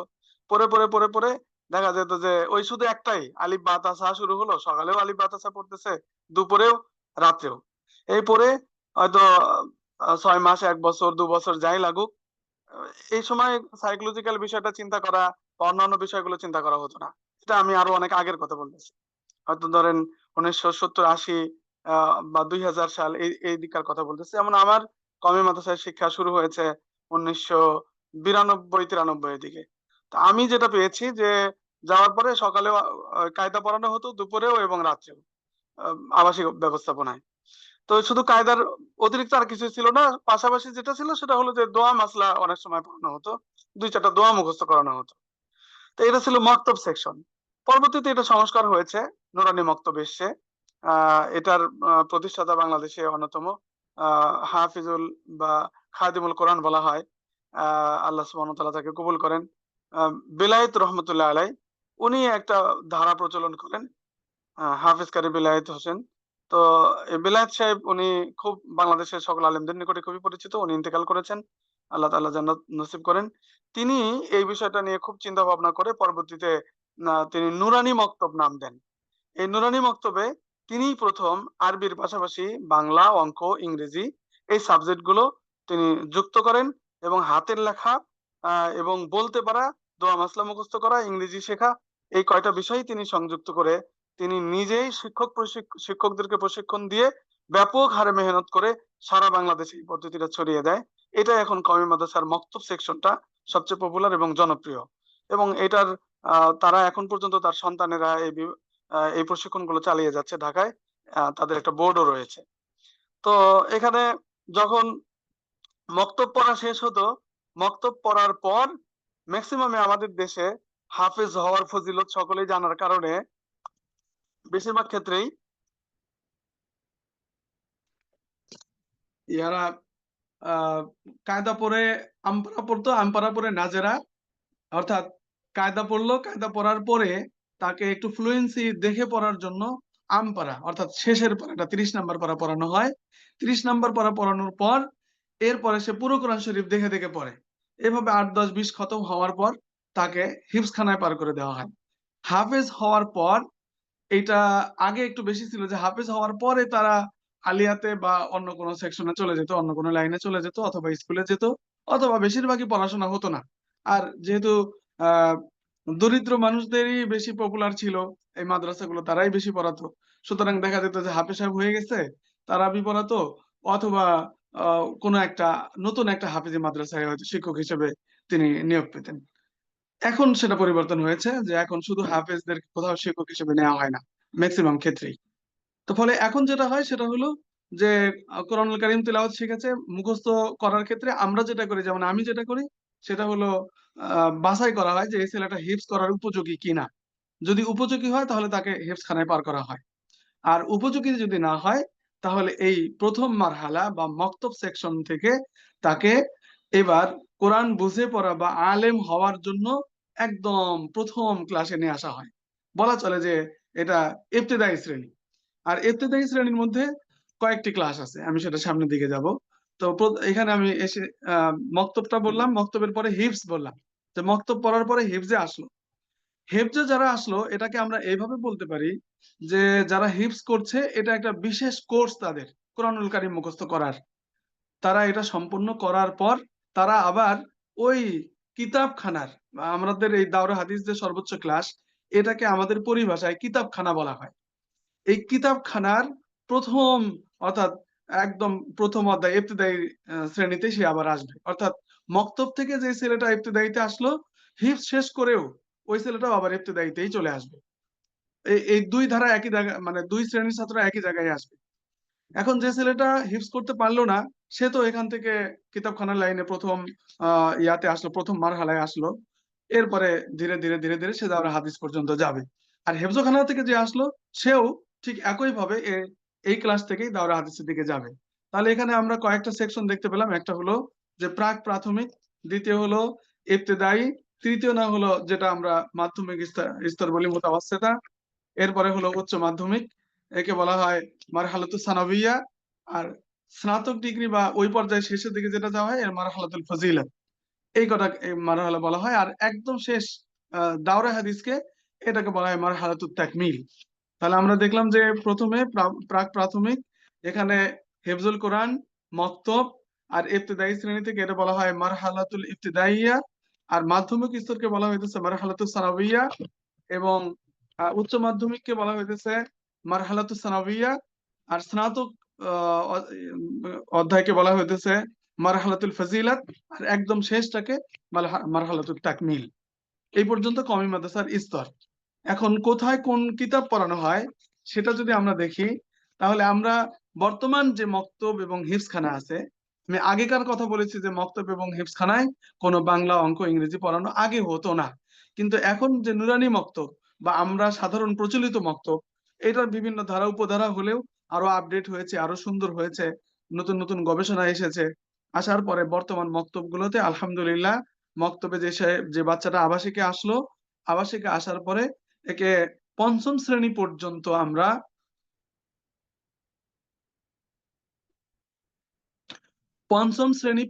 আমরা তাদেরকে বাংলা, অঙ্ক, ইংরেজি, কোন কোন মাদ্রাসায় ন্যাশনাল কারিকুলামই ফলো করা হয়। আর কওমি মাদ্রাসার মধ্যে যেহেতু অনেক কয়টা বোর্ড আছে, আবার বিভিন্ন বোর্ড তাদের নিজেদের প্রণীত কিছু কিতাবও সেখানে বাংলা, অঙ্ক, ইংরেজি হিসেবে তাদেরকে পড়ানো হয়। এইভাবে হিফজখানা পর্যন্ত মোটামুটি বাংলা, অঙ্ক, ইংরেজির পঞ্চম শ্রেণী পর্যন্ত পড়ানো হয়। এরপরে কিতাবখানায় যে আমাদের ইবতেদায়ী মারহালা যে শুরু হয়, এই ইবতেদায়ী মারহালাতে এসে বাংলা, অঙ্ক, ইংরেজি চলমান থাকে। এটা মোটামুটি সানাবি পর্যন্ত চলে, মুতাওয়াসসিতা পর্যন্ত চলে। সানাবিয়াতে যে মোটামুটি বাংলা, অঙ্ক, ইংরেজি বা সাধারণ ধারার শিক্ষাটা এখান থেকে ক্ষান্ত হয়। পরবর্তীতে ওখান থেকে শুধু আমাদের যে মৌলিক যে সিলেবাস গুলো আছে, মৌলিক সিলেবাসের দিকে চলে যাওয়া হয়। এখন আসুন আমরা যদি দেখি যে একদম ইবতেদায়ী শ্রেণী থেকে কি কি পড়ানো হয়, বা ইবতেদায়ী শ্রেণী কি আছে আমাদের। ইবতেদায়ী শ্রেণীতে আমরা সাধারণত আরবি ভাষার কিতাবগুলো থাকে, যেমন বর্তমান আমাদের জীবিত একজন লেখক আছেন আবু তাহের মেজবা সাহেব, ওনার এসো আরবি পড়ানো হয়। এরপরে উর্দু, এখন পর্যন্ত সব মাদ্রাসায় এখন পর্যন্ত উর্দু রয়েছে আলহামদুলিল্লাহ। উর্দু ভাষার উর্দু কায়দা পড়ানো হয়, উর্দু পহেলি, দোসরি, তেসরি, এই বইগুলো পড়ানো হয়। এরপরে হাতের লেখাটা শিক্ষক কর্তৃক নির্ধারিত থাকে। এবং মহিলাদের ক্ষেত্রে আবার এটাও আবার একটু ইনফরমেশন দিয়ে রাখি যে কওমি মাদ্রাসা বা আমাদের এই ধারার মহিলাদের জন্য আলাদা স্বতন্ত্র শাখা আছে। প্রায় প্রায় হুবহু সিলেবাসই ফলো করা হয়। তবে মহিলাদের জন্য যেহেতু একটু কোর্সটা সীমিত, আমাদের যেমন ১২-১৬ বছর, তাদেরটা সংক্ষিপ্ত করে ১০ বছরের মধ্যে নিয়ে আসা হয়েছে। সেখানে তাদের কিছু কিতাব বাদ দেওয়া হয়েছে, কিছু কিতাব সংযুক্ত করা হয়েছে। তো যাই হোক, আমি বলতেছিলাম যে ইবতেদায়ী শ্রেণীর কথা। ইবতেদায়ী শ্রেণীতে কোরআন শরীফ পড়ানো হয়, হাদিস মুখস্থ করানো হয়, ইসলামিয়াত পড়ানো হয়, তালিমুল ইসলাম প্রথম খণ্ড, দ্বিতীয়, তৃতীয় খণ্ড, আকাইদ ও নামাজ শিক্ষা, তালিমুল মাসাইল ও আদিয়াই মাসনুনা, নুজহাতুল কারি, এসো আরবি শিখি, উর্দু কায়দা, পহেলি, দোসরি, তিসরি। এরপরে অন্যান্য বিষয় বিভিন্ন মাদ্রাসা তাদের নিজেদের মতো কিছু কিছু বিষয় আরো সেখানে সংযুক্ত করে। বাংলা, অঙ্ক, ইংরেজি তো আছেই। এরপরে ইবতেদায়ী শ্রেণীর মারহালা ইবতেদাইয়ার জামাতে মিজান। এই জামাতে মিজান এই জন্য বলা হয় যে এই জামাতের সর্বোচ্চ গুরুত্বপূর্ণ কিতাবের নাম হলো মিজান। অর্থাৎ আরবি ভাষা শেখার জন্য যে মাসদার আছে, এই মূল মাসদার গুলো শেখার জন্য বা ওয়ার্ড একটা কি বলে আর কি ফরম্যাট শেখার জন্য মূল কিতাবের নাম হলো মিজান কিতাব। এই কিতাবের নামেই এই জামাতের নাম। তো এখানেও অনেক বিভিন্ন বিষয় রয়েছে, যেমন উর্দু, ওখানে যেমন উর্দু ছিল এখানে উর্দু রয়েছে, কিন্তু উর্দু ভাষার মাধ্যমে মাসলা শেখানো হয়। আমি কিতাবের নামগুলো বলি, অনেকটা ধারণা পাওয়া যাবে। যে বেহেশতে জিওর 1 থেকে 4 খণ্ড পর্যন্ত এখানে পড়ানো হয়। আরবি হিসাবে পড়ানো হয় আরবি সফাতুল মাসাদির, এসো আরবি শিখি দ্বিতীয় খণ্ড, এবং আহ আরবি ভাষার একটা কিতাব আছে বাকুরাতুল আদব, প্রাচীন আরবি সাহিত্যের কিতাব, প্রায় 800 বছর আগে প্রণীত। এই বাকুরাতুল আদব এখন পর্যন্ত পড়ানো হয়। সরফ হিসেবে মিজানুস সরফ, আমরা জানি যে কিতাবের নাম বললাম, যে সরফের বিষয়টা পড়ানো মিজানুস সরফ। এবং পাশাপাশি আরেকটি কিতাব আছে ইলমুস সরফ। তাজবিদের জন্য পড়ানো হয় জামালুল কোরআন। এরপরে বাংলা ব্যাকরণ পড়ানো হয়, গণিত, ইংরেজি গ্রামার এবং ইতিহাস। এগুলো বলা চলে যে বিভিন্ন বোর্ড হিসেবে বিভিন্ন বই তারা নির্বাচন করে নেন। আমি আবারও বলতেছি যে বাংলাদেশে কওমি মাদ্রাসা প্রায় 6টি কওমি মাদ্রাসার বোর্ড রয়েছে। এরপরে ইবতেদায়ী মারহালা ইবতেদাইয়ের পরবর্তী জামাতের নাম হলো জামাতে নাহবী মীর। এই নাহবী মীর জামাতের নামও একটা কিতাবের নাম দিয়ে এই ক্লাসের নাম বা সফের নাম। এখানকার ইলমে নাহুর সবচেয়ে গুরুত্বপূর্ণ কিতাবের নাম হলো আহ নাহবী মীর। এই কিতাবের নাম দিয়েই এই জামাতের নাম। তো এখানে যে বিষয়গুলি আছে, বিষয়ের নাম হলো ফিকাহ শেখানো হয় মালাবুদ্দা মিনহু। এটা ফার্সি দিয়ে রচিত। আমাদের বাংলাদেশে এখন ফার্সি এখন পর্যন্ত আছে, পাশাপাশি বাংলা ট্রান্সলেট সহ এটা বর্তমান মাদ্রাসাগুলোতে পড়ানো হয়। 2 নম্বর, আরবি ভাষা হিসেবে রওজাতুল আদব এবং আহ কিভাবে আরবি শিখবো এইটা পড়ানো হয়। অন্যান্য মাদ্রাসায় কিছুটা চেঞ্জিং আছে। সরফ হিসাবে ইলমুস সরফ 3য় এবং 4র্থ খণ্ড পড়ানো হয়। নাহু পড়ানো হয় নাহবী মীর, যেটা আমি বলছিলাম, এবং পাশাপাশি শরহে মিয়াতে আমিল। সিরাতে খাতিমুল আম্বিয়া। বাংলা ও ব্যাকরণ হিসেবে পড়ানো হয় সাহিত্য সওগাত 7ম শ্রেণী। এটা বিভিন্ন প্রতিষ্ঠান বিভিন্ন ভাবে নেয়। ইংরেজি এবং ইংরেজি গ্রামার এখানেও আছে। এরপরে আসে হলো জামাতে কুদুরি। এই জামাতে কুদুরিও এই জামাতে মাসালার কিতাব হলো কুদুরি কিতাব। এই কিতাবের নাম দিয়ে এই জামাতের নাম। এখানেও যে বিষয়গুলি রয়েছে, এখানে এসছে হলো তরজমাতুল কোরআন, হাদিস শরীফ, ফিকা, উসুলি ফিকা, না ইলমে নাহু, ইলমে সরফ, আরবি ভাষা ও ব্যাকরণ, এরপরে বাংলা ভাষা ব্যাকরণ, ইংরেজি ভাষা ও ব্যাকরণ, ইতিহাস, যুক্তিবিদ্যা। এই জামাতের মধ্যে প্রথম তাইসিরুল মান্তিক, আপনার যে মোহতারাম বলছিলেন, এই জামাতের মধ্যে প্রথম এই বইটা সম্পৃক্ত হয়েছে, তাইসিরুল মান্তিক। এবং তিলাওয়াতের ধারাটা, কোরআনুল কারীমের তিলাওয়াতের ধারাটা এখানেও রাখা হয়, হাতের লেখা হচ্ছে। আমি সবগুলো কিতাবের আর নাম বললাম না, যেহেতু আরো সময়ের ব্যাপার, আমি বিষয়গুলো শুধু বলে গেলাম। এরপরে শরহে বেকায়া। এই শরহে বেকায়া এটা মজার বিষয় আর কি, যে প্রত্যেকটা জামাত ওই ক্লাসের গুরুত্বপূর্ণ কিতাবের নামেই জামাতটা নামকরণ করা হয় সাধারণত। অন্যান্য মাদ্রাসায় বিভিন্ন ভাবে সফুস সানি, সফুস সালিস এইভাবেও বলা হয়। এখানে আমাদের এই শ্রেণীতে এসে তরজমাতুল কোরআন, ইলমি ফিক এবং পাশাপাশি উসুলি ফিক, আরবি আদব, আরবি সাহিত্য, এরপরে বালাগাত। এরপরের জামাত হলো জামাতে হিদায়া। হেদায়া জামাত। এই জামাতের মধ্যে রয়েছে হলো এই জামাতের নামকরণ করা হয়েছে হেদায়া কিতাব থেকে। আপনারা জানেন ইসলামী আইন শাস্ত্রের কিতাব, অত্যন্ত গুরুত্বপূর্ণ কিতাব, মাসলা মাসাইল, আহ আইন আদালত সহ বিভিন্ন বিষয়ের মধ্যে রয়েছে। এই জামাতের মধ্যে প্রথম বিষয় হলো তরজমাতুল কোরআন, এরপরে হাদিস শরীফ। হাদিস শরীফ হিসেবে এখানে পড়ানো হয় রিয়াজুস সালিহিন। ফিকহ হিসেবে পড়ানো হয় হেদায়া 1ম এবং 2য় খণ্ড। উসুলি ফিকহ পড়ানো হয় নুরুল আনোয়ার। আরবি আদব পড়ানো হয় মাকামাতে হারিরি।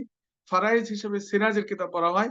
ফারাইজ মানে হলো সম্পদ বন্টন, যে মুসলিম পরিবারের সম্পদ কিভাবে বন্টন হবে, এটা হলো সিরাজি কিতাব। ইতিহাস পড়ানো হয় দারুল উলুম দেওবন্দের ইতিহাস পড়ানো হয়। ভারতে মুসলিম শাসন ব্যবস্থা ও তারিখে মিল্লাত, এই বইটাও ইতিহাসের মধ্যে পড়ানো হয়।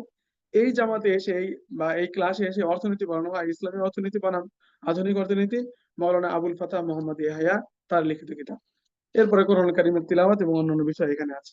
জামাতে ফজিলত মিশকাত, একদম আমরা ইয়াতে চলে গেলাম, যখন আমরা ফজিলতের মারহালাতুল ফজিলতে যখন চলে গেলাম, তখন আমরা মিশকাত জামাত, দাওরা হাদিসের আগের ক্লাস।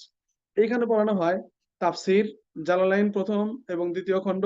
হাদিস শরীফ পড়ানো হয় মিশকাত 1ম এবং 2য় খণ্ড। ফিকহ পড়ানো হয় হেদায়াত 3য় এবং 4র্থ খণ্ড। উসুলে তাফসির পড়ানো হয় ফজলুল কবির। আকাইদ পড়ানো হয় আকিদাতুত তাহাবি এবং ফিরাকে বাতিলা এবং মস্কে কোরআন এবং কোরআনুল কারীমের মস্ক এই জামাতেও থাকে। এরপরে আমরা সর্বশেষ যে ক্লাস বা আমরা একদম মারহালাতুত তাকমিল দাওরায়ে হাদিস, এখানে এসে সমস্ত হাদিসের কিতাবগুলো পড়ানো হয়, অন্য আর কোনো বিষয় এখানে থাকে না। হাদিসের মধ্যে আমরা বুখারী 1ম 2য় খণ্ড, মুসলিম শরীফ, আবু দাউদ, তিরমিজি এবং শামাইল, নাসাই, ইবনে মাজাহ এবং তাহাবি, মুনতাখাব, মুওয়াত্তা ইমাম মালিক রহমাতুল্লাহ আলাইহি, মুওয়াত্তা ইমাম মুহাম্মদ রহমাতুল্লাহ আলাইহি এবং মস্কে কোরআন। আর যার যার মতো করে এখানে আর ওই বাচ্চাদের মতো করে হাতে লেখা বা অন্যান্য বিষয়গুলো থাকে না, যার যার মতো করে যে যতটুকু প্রস্তুতি নেয়। মূলত এখানে শুধুমাত্র যে দাওরা হাদিস যখন পড়ানো হয়, সাধারণত একদম হাদিসের শুধু তাকরির করে যায়। তাকরির অর্থাৎ ওস্তাদরা শুধু লেকচারই দিয়ে যায়। যেমন আমাদের একজন ছাত্র বসে থাকে, উনি হাদিস তিলাওয়াত করবেন। বেশিরভাগই হাদিস যেহেতু আগে পড়া হয়, এজন্য ম্যাক্সিমাম হাদিসগুলো আলোচনা করে না। যেখানে শায়েখ মনে করেন যে এই হাদিসের দীর্ঘ আলোচনা দরকার, সেখানে থামিয়ে দিয়ে তিনি আলোচনা করার পরে এরপরে আবার হাদিসের তিলাওয়াত চলতে থাকে। এইভাবে মোটামুটি দাওরায়ে হাদিসের দার্স সম্পন্ন হয়। জি, জাযাকুমুল্লাহ তাআলা। অসাধারণ অসাধারণ। আমরা অনেক ডিটেইল জানতে পারলাম, প্রত্যেকটা স্তর, সেই স্তরের মধ্যে কয়টা ক্লাস আছে, কি কি সাবজেক্ট আছে, এবং সেই সাবজেক্টের মূল কিতাবগুলো কি কি, আপনি তা সংক্ষেপে হলেও সুন্দরভাবে পুরোটাই কভার করেছেন। তাতে যারা একটু একটু জানে তাদের জন্য বুঝে নেওয়া আমার মনে হয় খুব একটা অসুবিধা হয়নি। একেবারে নতুন হলে তাকে আমি বলবো যে তাদেরকে কিছুটা হোমওয়ার্ক করে নিতে হবে, কারণ একটা লেকচার থেকেই সব জিনিস যে বুঝে যাওয়া যাবে তা না। তবে আমি এখানে কিছু পর্যবেক্ষণ আমি শায়েখের সঙ্গে একটু শেয়ার করতে চাই, হয়তো আজকে না হলেও পরে কখনো আমাদের আলাপের সুবিধা হবে। সেটা হচ্ছে, আমি যখন এই প্রত্যেকটা মারহালা এবং তার অধীনে যে সাফগুলো বা ক্লাসগুলো, কি কি সাবজেক্ট আছে আর কিতাবগুলো যখন আমি দেখছিলাম একটা চার্টের মধ্যে ফেলে আমি ওটাকে ম্যাপিং করছিলাম, তখন আমার যেটা মনে হলো যে ক্লাস 8 বা মারহালাতুল সানাবিয়া পর্যন্ত আমি দেখতে পাচ্ছি সেখানে বাংলা ভাষাও থাকে, জি, জি, উর্দু ভাষাও থাকে, অল্প কিছু ফার্সিও থাকে, আরবি থাকে খুব বেশি করে, সাথে কিছু গণিত থাকে, কিছু ইতিহাস থাকে, তারপরে আপনার কোরআন হাদিস এগুলো থাকে, ফিকাহ থাকে। এগুলোর একটা কম্বিনেশন আমি দেখতে পাই সানাবিয়া পর্যন্ত। তারপরে সানাবিয়া উলা থেকে, উলিয়া যেটা সানাবিয়া উলিয়া, অর্থাৎ উচ্চ মাধ্যমিক স্তর থেকে স্নাতক এবং স্নাতকোত্তর পর্যায়ে, অর্থাৎ ফাজিলাত এবং আত-তাকমিল, এই পর্যায় পর্যন্ত আমি যখন ম্যাপিং করলাম তখন দেখলাম যে আরবি কিতাবের প্রাধান্যটাই বেশি। সাবজেক্টগুলো হচ্ছে হয় আরবি, না হয় কোরআন, অর্থাৎ তাফসির তাজবিদ এইসব, সাথে হাদিস, উসুলুল হাদিস, উসুলুল ফিকাহ এইগুলো, সেই সাথে আরবি ভাষার নাহু সার্ফ, এগুলোর উপরে ব্যাপক কিতাব এবং পঠন পাঠন থাকে। অর্থাৎ ক্লাস 8 পর্যন্ত তার ভেতরে কিন্তু একটা বিভিন্ন বিষয়ের একটা বিন্যাস বা একটা সমন্বয় আছে। কিন্তু 8-এর পর থেকে একটা বিশেষজ্ঞতার পর্যায়ে চলে গেছে, অর্থাৎ সেখানে ইসলামের যে কোর সাবজেক্টস গুলো সেগুলোর উপরেই জোর দেওয়া হয়েছে, সেগুলোকেই রাখা হয়েছে। আমি যদি মোটা দাগে এইভাবে বলি তাহলে কি আমি কোনো ভুল বললাম? এটা হচ্ছে আমার এক প্রশ্ন। আর দ্বিতীয় হচ্ছে, এর কারণও কিন্তু আমি জানি, এর এর পেছনে যথেষ্ট যুক্তি আছে এবং কারণ আছে। সেটা হচ্ছে, এক কথায় বলে দিই, সেটা হচ্ছে যে কওমি মাদ্রাসা একটা বিশেষজ্ঞ আলেম তৈরি করার প্রতিষ্ঠান। সুতরাং ইসলামের যে মূল বিষয়গুলো সেই বিষয়গুলোকেই উচ্চতর ক্লাসগুলোতে ফোকাস করা হয়েছে, আর নিচের ক্লাসে সবাইকে কিছু বাংলা, কিছু গণিত, কিছু ইতিহাস এগুলো দিয়ে একটা বড় ভিত্তি তৈরি করে দেওয়া হয়। মোটামুটি বিষয় বিন্যাসের ক্ষেত্রে এই ডিজাইন বা এই পরিকল্পনাটাই আমার মনে হয় এখানে কাজ করেছে। তবে একটা জিনিস আমি একটু খুব আপনার নজরে আনতে চাই, যে আমি কিন্তু কোথাও বিজ্ঞানের সাবজেক্টে একটা কিতাবও দেখিনি, হয়তো আমার ভুল হতে পারে। গণিত আমি দেখেছি, প্রাথমিক গণিত, পরবর্তী ক্লাসগুলোতেও গণিতের কিছু কিছু দেখেছি। কিন্তু বিজ্ঞান বলতে যে আমরা যেটা বুঝি, প্রাকৃতিক বিজ্ঞান, যেটা এম্পিরিক্যাল সায়েন্স, ওইটা কিন্তু আমি কোনো মারহালাতেই লক্ষ্য করলাম না। এটা কি নিচের দিকে 1-2 ক্লাসে একটু রাখা যেত না? এটা হচ্ছে আমার একটা প্রশ্ন, নোক্তা দিয়ে আজকে রেখে দেবো। এটা, এই বিষয়ে আমরা এখন আজকে যাব না, পরবর্তীতে আমরা দার্সে নিজামি এবং আরো ডিটেল আলাপ করব অন্য কোনো এপিসোডে, তখন এই জিনিসগুলো আসবে। সেই সাথে আরেকটা সম্পূরক প্রশ্ন, যেটা আপনি অলরেডি উল্লেখ করেছেন আমার প্রশ্নের তালিকায়, সেটাও ছিল, সেটা হচ্ছে যে নারী এবং পুরুষের সিলেবাসের কন্টেন্টের যে ওয়েটেজের যে পার্থক্য, অর্থাৎ নারীর জন্য কিছু কন্টেন্টে কমতি আছে, কিছু কমানো হয়, এবং ছেলেদের একটু বেশি আর মেয়েদের কম। তো আমি জানতে চাচ্ছি পরীক্ষার ক্ষেত্রেও কি এটা কাজ করে কিনা, অর্থাৎ পরীক্ষাও তাহলে কি ওই একইভাবে মেয়েদের প্রশ্ন আলাদা হয় বা আলাদাভাবে তা এটা হয় কিনা, এটা একটা জিনিস আমি জানতে চাচ্ছি এবং ধারণা করছি সেরকমই হবে হয়তো। তো যদি এরকম হয়ে থাকে যে নারী এবং পুরুষের কন্টেন্টের ডিফারেন্স আছে, এর পেছনে যারা এই কারিকুলাম প্রণয়ন করেছিলেন তাদের যুক্তিগুলো কি ছিল? সেটা নিশ্চয়ই ইসলামিক একটা যুক্তি হবে, আমি কিছুটা ধারণা করতে পারছি। তবুও আপনার কাছ থেকে আমরা একটু শুনতে চাচ্ছি, কারণ এটা একটা খুব গুরুত্বপূর্ণ প্রশ্ন। ধন্যবাদ আপনাকে। আপনি অনেক পরিশ্রম করে আজকে আমাদেরকে যে ডিটেইল দিলেন, আমি ধারণা করছি যে যারা কওমি মাদ্রাসা সম্পর্কে অনেক কম খবরাখবর রাখেন তাদের জন্য একটা ভালো ইন্ট্রোডাকশন এবং ফ্যামিলিয়ারাইজেশন আজকে হয়ে গেল। এটা যে কত বড় একটা উপকার হলো আমি বলে বোঝাতে পারবো না। আমি নিজেও উপকৃত হচ্ছি এবং আমি নিশ্চিত যারা এটা দেখবেন তারাও এটা সম্পর্কে অনেক কিছুই জানতে পারবেন, যার সম্পর্কে হয়তো আমরা ভাষা ভাষা ভাবে জানতাম। তো আপনাকে ধন্যবাদ দিয়ে আমি ছোট করব না। আপনাকে আমি তাহলে ওই যে দু একটা সম্পূরক প্রশ্ন করেছি তার মধ্যে নারী পুরুষের জি বিষয়টা, আর জি একটা হচ্ছে জি যে বিজ্ঞান জি কোন ক্লাসে আছে কি না, এটা আমার একটা জি। আসলে আমি আসি। আহ, ধন্যবাদ। অত্যন্ত আহ, উম, বিনয়ের সাথে বিষয়টি উপস্থাপন করবার জন্য জাযাকাল্লাহ খাইরান, বারাকাল্লাহ। বিজ্ঞান আমাদের যে পঞ্চম শ্রেণী পর্যন্ত আমাদের এখানে সমাজ বিজ্ঞান এবং সাধারণ বিজ্ঞান পরিচিতি, এইটা পঞ্চম শ্রেণী পর্যন্ত পড়ানো হয়। ষষ্ঠ সপ্তমের দিকে যেহেতু আরবি অন্যান্য সাবজেক্ট গুলোর চাপ বেড়ে যায়, তখন এইটাকে বাদ দিয়ে শুধু বাংলা, অঙ্ক, ইংরেজি এই তিনটাকে রাখা হয়। আর একটু উপরে যে ষষ্ঠ সপ্তম শ্রেণীর ওদিকে যে অঙ্কটাকেও বাদ দেওয়া হয়, দিয়ে শেষে অষ্টম শ্রেণী বা নবম শ্রেণী পর্যন্ত যে মোটামুটি বাংলা অঙ্ক সমাপ্ত হয়ে যায়। তো আপনার যেটা প্রশ্ন সেটার সংক্ষিপ্ত উত্তর হলো পঞ্চম শ্রেণী পর্যন্ত সাধারণ বিজ্ঞান ধারণা দেওয়া হয়, পড়ানো হয়। এখন আসি যে মহিলাদের ব্যাপারে, নারীদের ব্যাপারে এবং পুরুষদের ব্যাপারে যে ধারাটা, আমি ওইদিকে যাওয়ার পূর্বে আমি প্রিয় দর্শক এবং আজকের মডারেটর, সম্মানিত সভাপতি এবং সকল দর্শকদের উদ্দেশ্যে বলতে চাই, আমি খুব স্পষ্ট করে বলতে চাই যে আমাদের এখানে প্রায় সকলেরই আমাদের একটা প্রশ্ন রয়ে গেছে, খুব ভালো একটা প্রশ্ন। আমরা খুব কল্যাণ কামনা করে প্রশ্নটা করি যে কওমি মাদ্রাসায় কেন বিজ্ঞান পড়ানো হয় না, বা কেন আরো বেশি অঙ্ক, ইংরেজি বা বৈষয়িক বিষয়গুলো আরো বেশি কেন পড়ানো হয় না, বা তারা মূল ধারায় কেন আসে না। এই বিভিন্ন প্রশ্ন আমাদের খুব আদর করেই, আমরা অত্যন্ত সম্মানের সাথেই আমাদের বা কওমি মাদ্রাসার কল্যাণের জন্যই আমাদের দর্শকরা বা আমাদের ভাইয়েরা প্রশ্ন করে থাকেন। এটা একটা আহ, সহজ উত্তর আমরা যেটা মনে করি আমাদের কাছে, আপনারা একমত হতে পারবেন কিনা জানি না।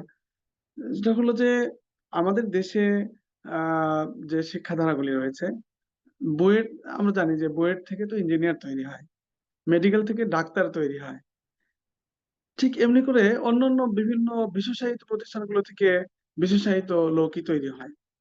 আসলে কওমি মাদ্রাসাটা তৈরি হয়েছিল বিশেষায়িত ধর্মীয় বিশেষজ্ঞ তৈরি করবার জন্য। কওমি মাদ্রাসাওয়ালারা কিন্তু আজও কোনোদিন বলেনি যে আমরা রাষ্ট্রের সব দায়িত্ব পালন করতে পারবো, বা সব সেক্টরে আমরা লোকবল সাপ্লাই দিব, বা আমরা সব সব জ্ঞান আমরা অর্জন করব। বরং বলা হয়েছে যে আমরা সকলেই উম্মার প্রতিটি সদস্য। আমরা আহ, আমরা উম্মার যত সদস্য রয়েছি প্রত্যেক সদস্যই আমরা তো ইসলামের জন্য দায়িত্ব পালন করি। আমরা ইসলামের জন্য বিশেষজ্ঞ পর্যায়ের কিছু লোক লাগে, সেটা হয়তো শতকরা 10 জন লাগবে। তো শতকরা 10 জন হিসাবে আমরা কওমি মাদ্রাসা থেকে সেই পরিমাণ লোক আমরা সাপ্লাই দেওয়ার চেষ্টা করছি, অর্থাৎ তৈরি করার চেষ্টা করছি। এখন পর্যন্ত বর্তমান জরিপেও দেখা যায় মাত্র 2% মাদ্রাসায় পড়ে, শতকরা 2 ভাগ। তো শতকরা 2 ভাগ শিক্ষার্থী মাদ্রাসায় পড়ে, এখন তো 10 ভাগ পর্যন্ত উত্তীর্ণ হয়নি। তো এই আমাদের কওমি মাদ্রাসা বা কওমি মাদ্রাসার উদ্যোক্তাগণ অত্যন্ত পরিশ্রম করেন। আপনারা জানেন যে কি পরিস্থিতিতে, কি প্রতিকূলতা বয়ে এখন পর্যন্ত কওমি মাদ্রাসাগুলো বাংলাদেশে টিকে আছে। বৃদ্ধি পেয়েছে সেটা ভিন্ন বিষয়, কিভাবে ব্যক্তিগত উদ্যোগে হাজার হাজার মানুষকে খাইয়ে বা শিক্ষার্থীদেরকে খাবার দিয়ে, আবাসন ব্যবস্থা দিয়ে তাদেরকে লেখাপড়া করানো হচ্ছে, উদ্দেশ্য একটাই, সেখান থেকে ধর্মীয় বিশেষজ্ঞ তৈরি করানো হবে। ফলে যেহেতু ধর্মীয় বিশেষজ্ঞ তৈরি হবে, তাদেরকে এর পূর্বেও আমরা এই দেশের বা এই জনপদের মানুষ হিসেবে আমাদের এখানকার ভাষা জানা, আন্তর্জাতিক ভাষা হিসেবে ইংরেজিকে একটু জানা এবং অন্যান্য বিষয়ের ধারণা জানবার জন্য যতটুকু দরকার আমরা কওমি মাদ্রাসাগুলো থেকে সে অতটুকু দেয়া হচ্ছে। হয়তোবা এটা সময়ের ব্যবধানে আরো বেশি দেওয়া হতে পারে। আমরা পাশাপাশি এটাও তো আমরা মনে করি যে আমরা ইঞ্জিনিয়ার হতে পারছি না, কিন্তু আমাদের ভাইরা তো হচ্ছে, তারাও তো মুসলিম, আমাদের বুয়েট ইঞ্জিনিয়ার তৈরি করছে, ডাক্তার তৈরি করছে, তো তারাও তো মুসলিম। এবং তারা আমি ব্যক্তিগতভাবে বলি যে আমাদের হুজুর যিনি হলেন, মুফতি যিনি হলেন, তাকে আবার ডাক্তারও হতে হবে, এটা বাধ্য করবার মতো, ফোর্স করবার মতো আহ দাবি করা বা চাপিয়ে দেওয়া, এটা আমার মনে হয় এটা না করলেই মনে হয় সুন্দর হয়। মুফতি সাহেবই থাকতে পারে, হ্যাঁ, উনি চাইলে যদি চান যে তিনি ডাক্তার হবেন, হতে পারেন, কিন্তু ওনাকে হতেই হবে। মুফতি সাহেব কেন ডাক্তার হলেন না, বা মুফতি সাহেব কেন ইঞ্জিনিয়ার হলেন না? আপনারা কি ব্রিজ ব্যবহার করেন না? আপনারা কি চিকিৎসা নেন না? তো এই বিষয়গুলো মনে হয় একটু বিবেচনার দাবি রাখে যে মুফতি সাহেব তো ধর্মীয় বিশেষজ্ঞ, এবং তিনি শতকরা 10 জনও এখনো হন নাই। সুতরাং ওনাকে আমার মনে হয় যে আমাদের পৃষ্ঠপোষকতা দিয়ে ওনাকে আরো ভালো মুফতি হওয়ার জন্য সহযোগিতা করা। পাশাপাশি যে ভাই আমাদের ইঞ্জিনিয়ার হয়েছেন, তিনি যেন একজন ভালো মুসলিম হন, তিনি মুফতি না হন, তিনি যেন মুফতি সাহেবের কাছ থেকে মাসলা মাসাইল নিয়ে তার দিন প্র্যাকটিস করতে পারেন।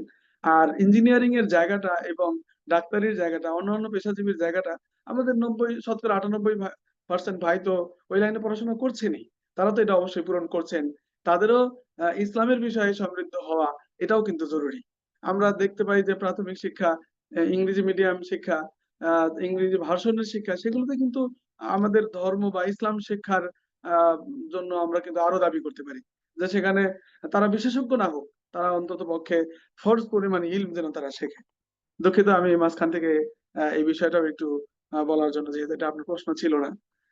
দ্বিতীয় প্রশ্ন আপনার যেটা ছিল যে মেয়েদের ব্যাপারটা যে মেয়েদের সিলেবাসের মধ্যে মোটামুটি যে মারহালাতুস সানাবিয়া এ পর্যন্ত, মারহালাতুস সানাবিয়ার আগ পর্যন্ত সমস্ত বালিকা মাদ্রাসাগুলি তাদের নিজস্ব কারিকুলাম নিজেদের মতো করে কওমি মাদ্রাসারই মূল সিলেবাস ফলো করে বেশিরভাগ মাদ্রাসাগুলো তারা আলাদা আলাদা তাদের মতো করে বাচ্চাদেরকে পড়িয়ে ওই পর্যন্ত নিয়ে আসেন।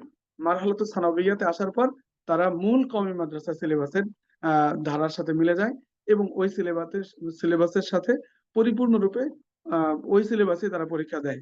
অর্থাৎ আমরা যদি বলি যে ইয়াতে মারহালাতুস সানাবিয়াতে যে কিতাব যে দার্স আছে সেটা তারা পরিপূর্ণ করে, এবং মিশকাত জামাত স্নাতক ডিগ্রি যেটা মারহালাতুল ফজিলাত, এখানেও তারা পরিপূর্ণরূপে পড়ে, এবং মাস্টার ডিগ্রি যেটা বা দাওরায়ে হাদিস মারহালাতুত তাকমিল, সেটাও তারা পরিপূর্ণরূপে পড়ে। এবং একই প্রশ্নে কেন্দ্রীয় পরীক্ষায় এই একটা জায়গায় এসে যত বোর্ড রয়েছে বাংলাদেশে কওমি মাদ্রাসার, সমস্ত বোর্ড, সমস্ত ধারা এবং সমস্ত ছেলেদের মাদ্রাসা, মেয়েদের মাদ্রাসা, সব বিভাগগুলি সমস্ত কিছুই ওই একটা বোর্ডের আওতায় চলে আসে, যে এটা আমরা নাম জানি বিফাকুল মাদারিসিল আরবিয়া।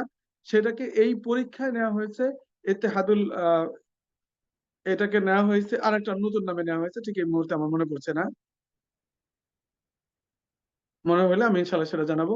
অর্থাৎ বেফাকের তত্ত্বাবধানে বা সমস্ত বোর্ডের তত্ত্বাবধানে নতুন একটা বোর্ডের নাম দিয়ে সমস্ত বোর্ড সেখানে অংশগ্রহণ করে সেখান থেকে একই প্রশ্নের মাধ্যমে পরীক্ষা দিয়ে থাকে। ধন্যবাদ। আলহামদুলিল্লাহ, খুব সুন্দর ভাবে শায়েখ আপনি ব্যাখ্যা করেছেন যে বিজ্ঞান কেন শুধু পঞ্চম শ্রেণী পর্যন্ত রাখা হয়েছে, তারপরে আস্তে আস্তে এগুলো কমিয়ে দিয়ে গণিত কিছুটা রেখে 7-8 পর্যন্ত রেখে, তারপরে কেন ইসলামের যে মূল বিষয়গুলো, কারণ এই প্রতিষ্ঠানের উদ্দেশ্য হচ্ছে বিশেষজ্ঞ আলেম তৈরি করা, ইঞ্জিনিয়ার বা ডাক্তার তৈরি করা নয়। তাদের জন্য যতটুকু ফাউন্ডেশনাল অন্যান্য সাবজেক্ট প্রয়োজন সেটাকে ওই সানাবিয়া পর্যায় পর্যন্ত দিয়ে দেওয়া হচ্ছে, তারপরে তারা তাদের মূল বিষয়গুলোতে চলে যাচ্ছে। এটা একটা যথেষ্ট শক্তিশালী যুক্তি। এটা নিয়ে হয়তো আমরা পরে আবার কথা বলতে পারি, কিন্তু আমার কাছে এটাকে যথেষ্ট শক্তিশালী একটা যুক্তি বলেই মনে হচ্ছে। নারী প্রসঙ্গেও যে বিষয়টা আপাত দৃষ্টিতে আমাদের মনে হচ্ছিল যে বোধহয় খুব বেশি পার্থক্য, সেটা কোনো বৈষম্য তৈরি করে কিনা, কিন্তু আমি দেখলাম যে হয়তো নিম্ন স্তরে কিছু ছাড় হয়তো তাদেরকে দেয়া হয়, কিন্তু উপরের স্তরগুলো আপনি যেভাবে বললেন সেই স্তরগুলোতে যখন তারা যাচ্ছে তখন কিন্তু তাদের সমান সমান কন্টেন্ট পড়তে হচ্ছে এবং একই প্রশ্নে একই বোর্ডের অধীনে পরীক্ষা দিতে হচ্ছে। সুতরাং এখানেও আমি দেখতে পাচ্ছি যে খুব বেশি চিন্তিত হওয়ার খুব বেশি কিছু আছে বলে আমার মনে হচ্ছে না। তবে এটা দৃষ্টিভঙ্গির ব্যাপার। আমরা আধুনিক দৃষ্টিভঙ্গি থেকে যদি সবকিছু দেখতে থাকি তাহলে অনেক কিছুই অনেক রকম মনে হতে পারে। সেগুলো নিয়ে আমরা হয়তো এক পর্যায়ে আলাপ আলোচনা করতে পারি, কিন্তু অশ্রদ্ধার সাথে নয়, বিনয় এবং শ্রদ্ধার সঙ্গে। সেগুলো যদি আমাদের কখনো সুযোগ হয় অন্য কোনো এপিসোডে আমি আলাপ করব। আপাতত আমরা আজকে কওমি মাদ্রাসার সিলেবাস, কারিকুলাম, সাবজেক্ট, তারপরে তাদের কিতাব বা বই ইত্যাদি সম্পর্কে যথেষ্ট আদ্যোপান্ত তথ্য আমরা আজকে পেয়েছি। আপনার কাছে যে আমি কতকটা কৃতজ্ঞ, এবং আমি নিশ্চিত আমাদের যারা দর্শক শ্রোতা আছেন তারাও অনেকে এই বিষয়টা সম্পর্কে আজকে একটা ভালো ধারণা পেয়েছে। আমি এই পর্যায়ে যে প্রশ্নটা নিয়ে আপনার কাছে আসতে চাই সেটা হচ্ছে যে এই যে আমরা এতক্ষণ কওমি মাদ্রাসার একটা চিত্র পেলাম আমাদের সামনে, মোটামুটি পূর্ণাঙ্গ চিত্রই আমরা পেয়েছি। হয়তো কিছু কিছু জায়গায় একটু আহ, যেটাকে আমরা বলি পাজেলের দু একটা পিস হয়তো বাদ আছে, কিন্তু মোটামুটি আমরা একটা কাঠামো বা একটা ম্যাপিং পেয়ে গেছি। এখন যদি আমি সংক্ষেপে আপনাকে বলতে বলি যে আলিয়া মাদ্রাসা নামে যে ধারাটা আমাদের আছে, এটার সঙ্গে এই কওমি মাদ্রাসার মূল মূল পার্থক্যগুলো কোথায়, কেন এবং কিভাবে, এবং তারপরে যদি আমি দুটোর মধ্যে একটা তুলনা করে বলতে বলি যে কোনটাকে আপনার আহ আহ, কিরকম মনে হয়, কোনটার বৈশিষ্ট্য কি, সেইভাবে যদি আপনি একটু আলাপটা করেন, অর্থাৎ একটা তুলনামূলক আলাপে যদি যান। যেহেতু আমরা একবার মারহালাগুলো জেনে গিয়েছি, আমি জানি যে আলিয়ার মারহালাগুলো খুব যে আলাদা এমন কিছু না, হয়তো নামে কিছু পার্থক্য আছে, কিন্তু মোটামুটি ভাবে একই রকম। তারপরেও ছোট ছোট যদি কোনো পার্থক্য থেকে থাকে সেই পার্থক্যগুলো আপনি জানাবেন। এবং আলিয়া মাদ্রাসার যে শিক্ষা নীতি এবং শিক্ষা পদ্ধতি, তার সঙ্গে কওমি মাদ্রাসার শিক্ষা নীতি এবং পদ্ধতির মৌলিক দিক থেকে যদি আপনি বিচার করেন, দৃষ্টিভঙ্গিগত, সেগুলো যদি আপনি একটু আপনার আলোচনাতে আনেন, তাহলে আজকে আমরা আমাদের আলোচনাটাকে শেষ পর্যায়ের দিকে নিয়ে যেতে পারবো।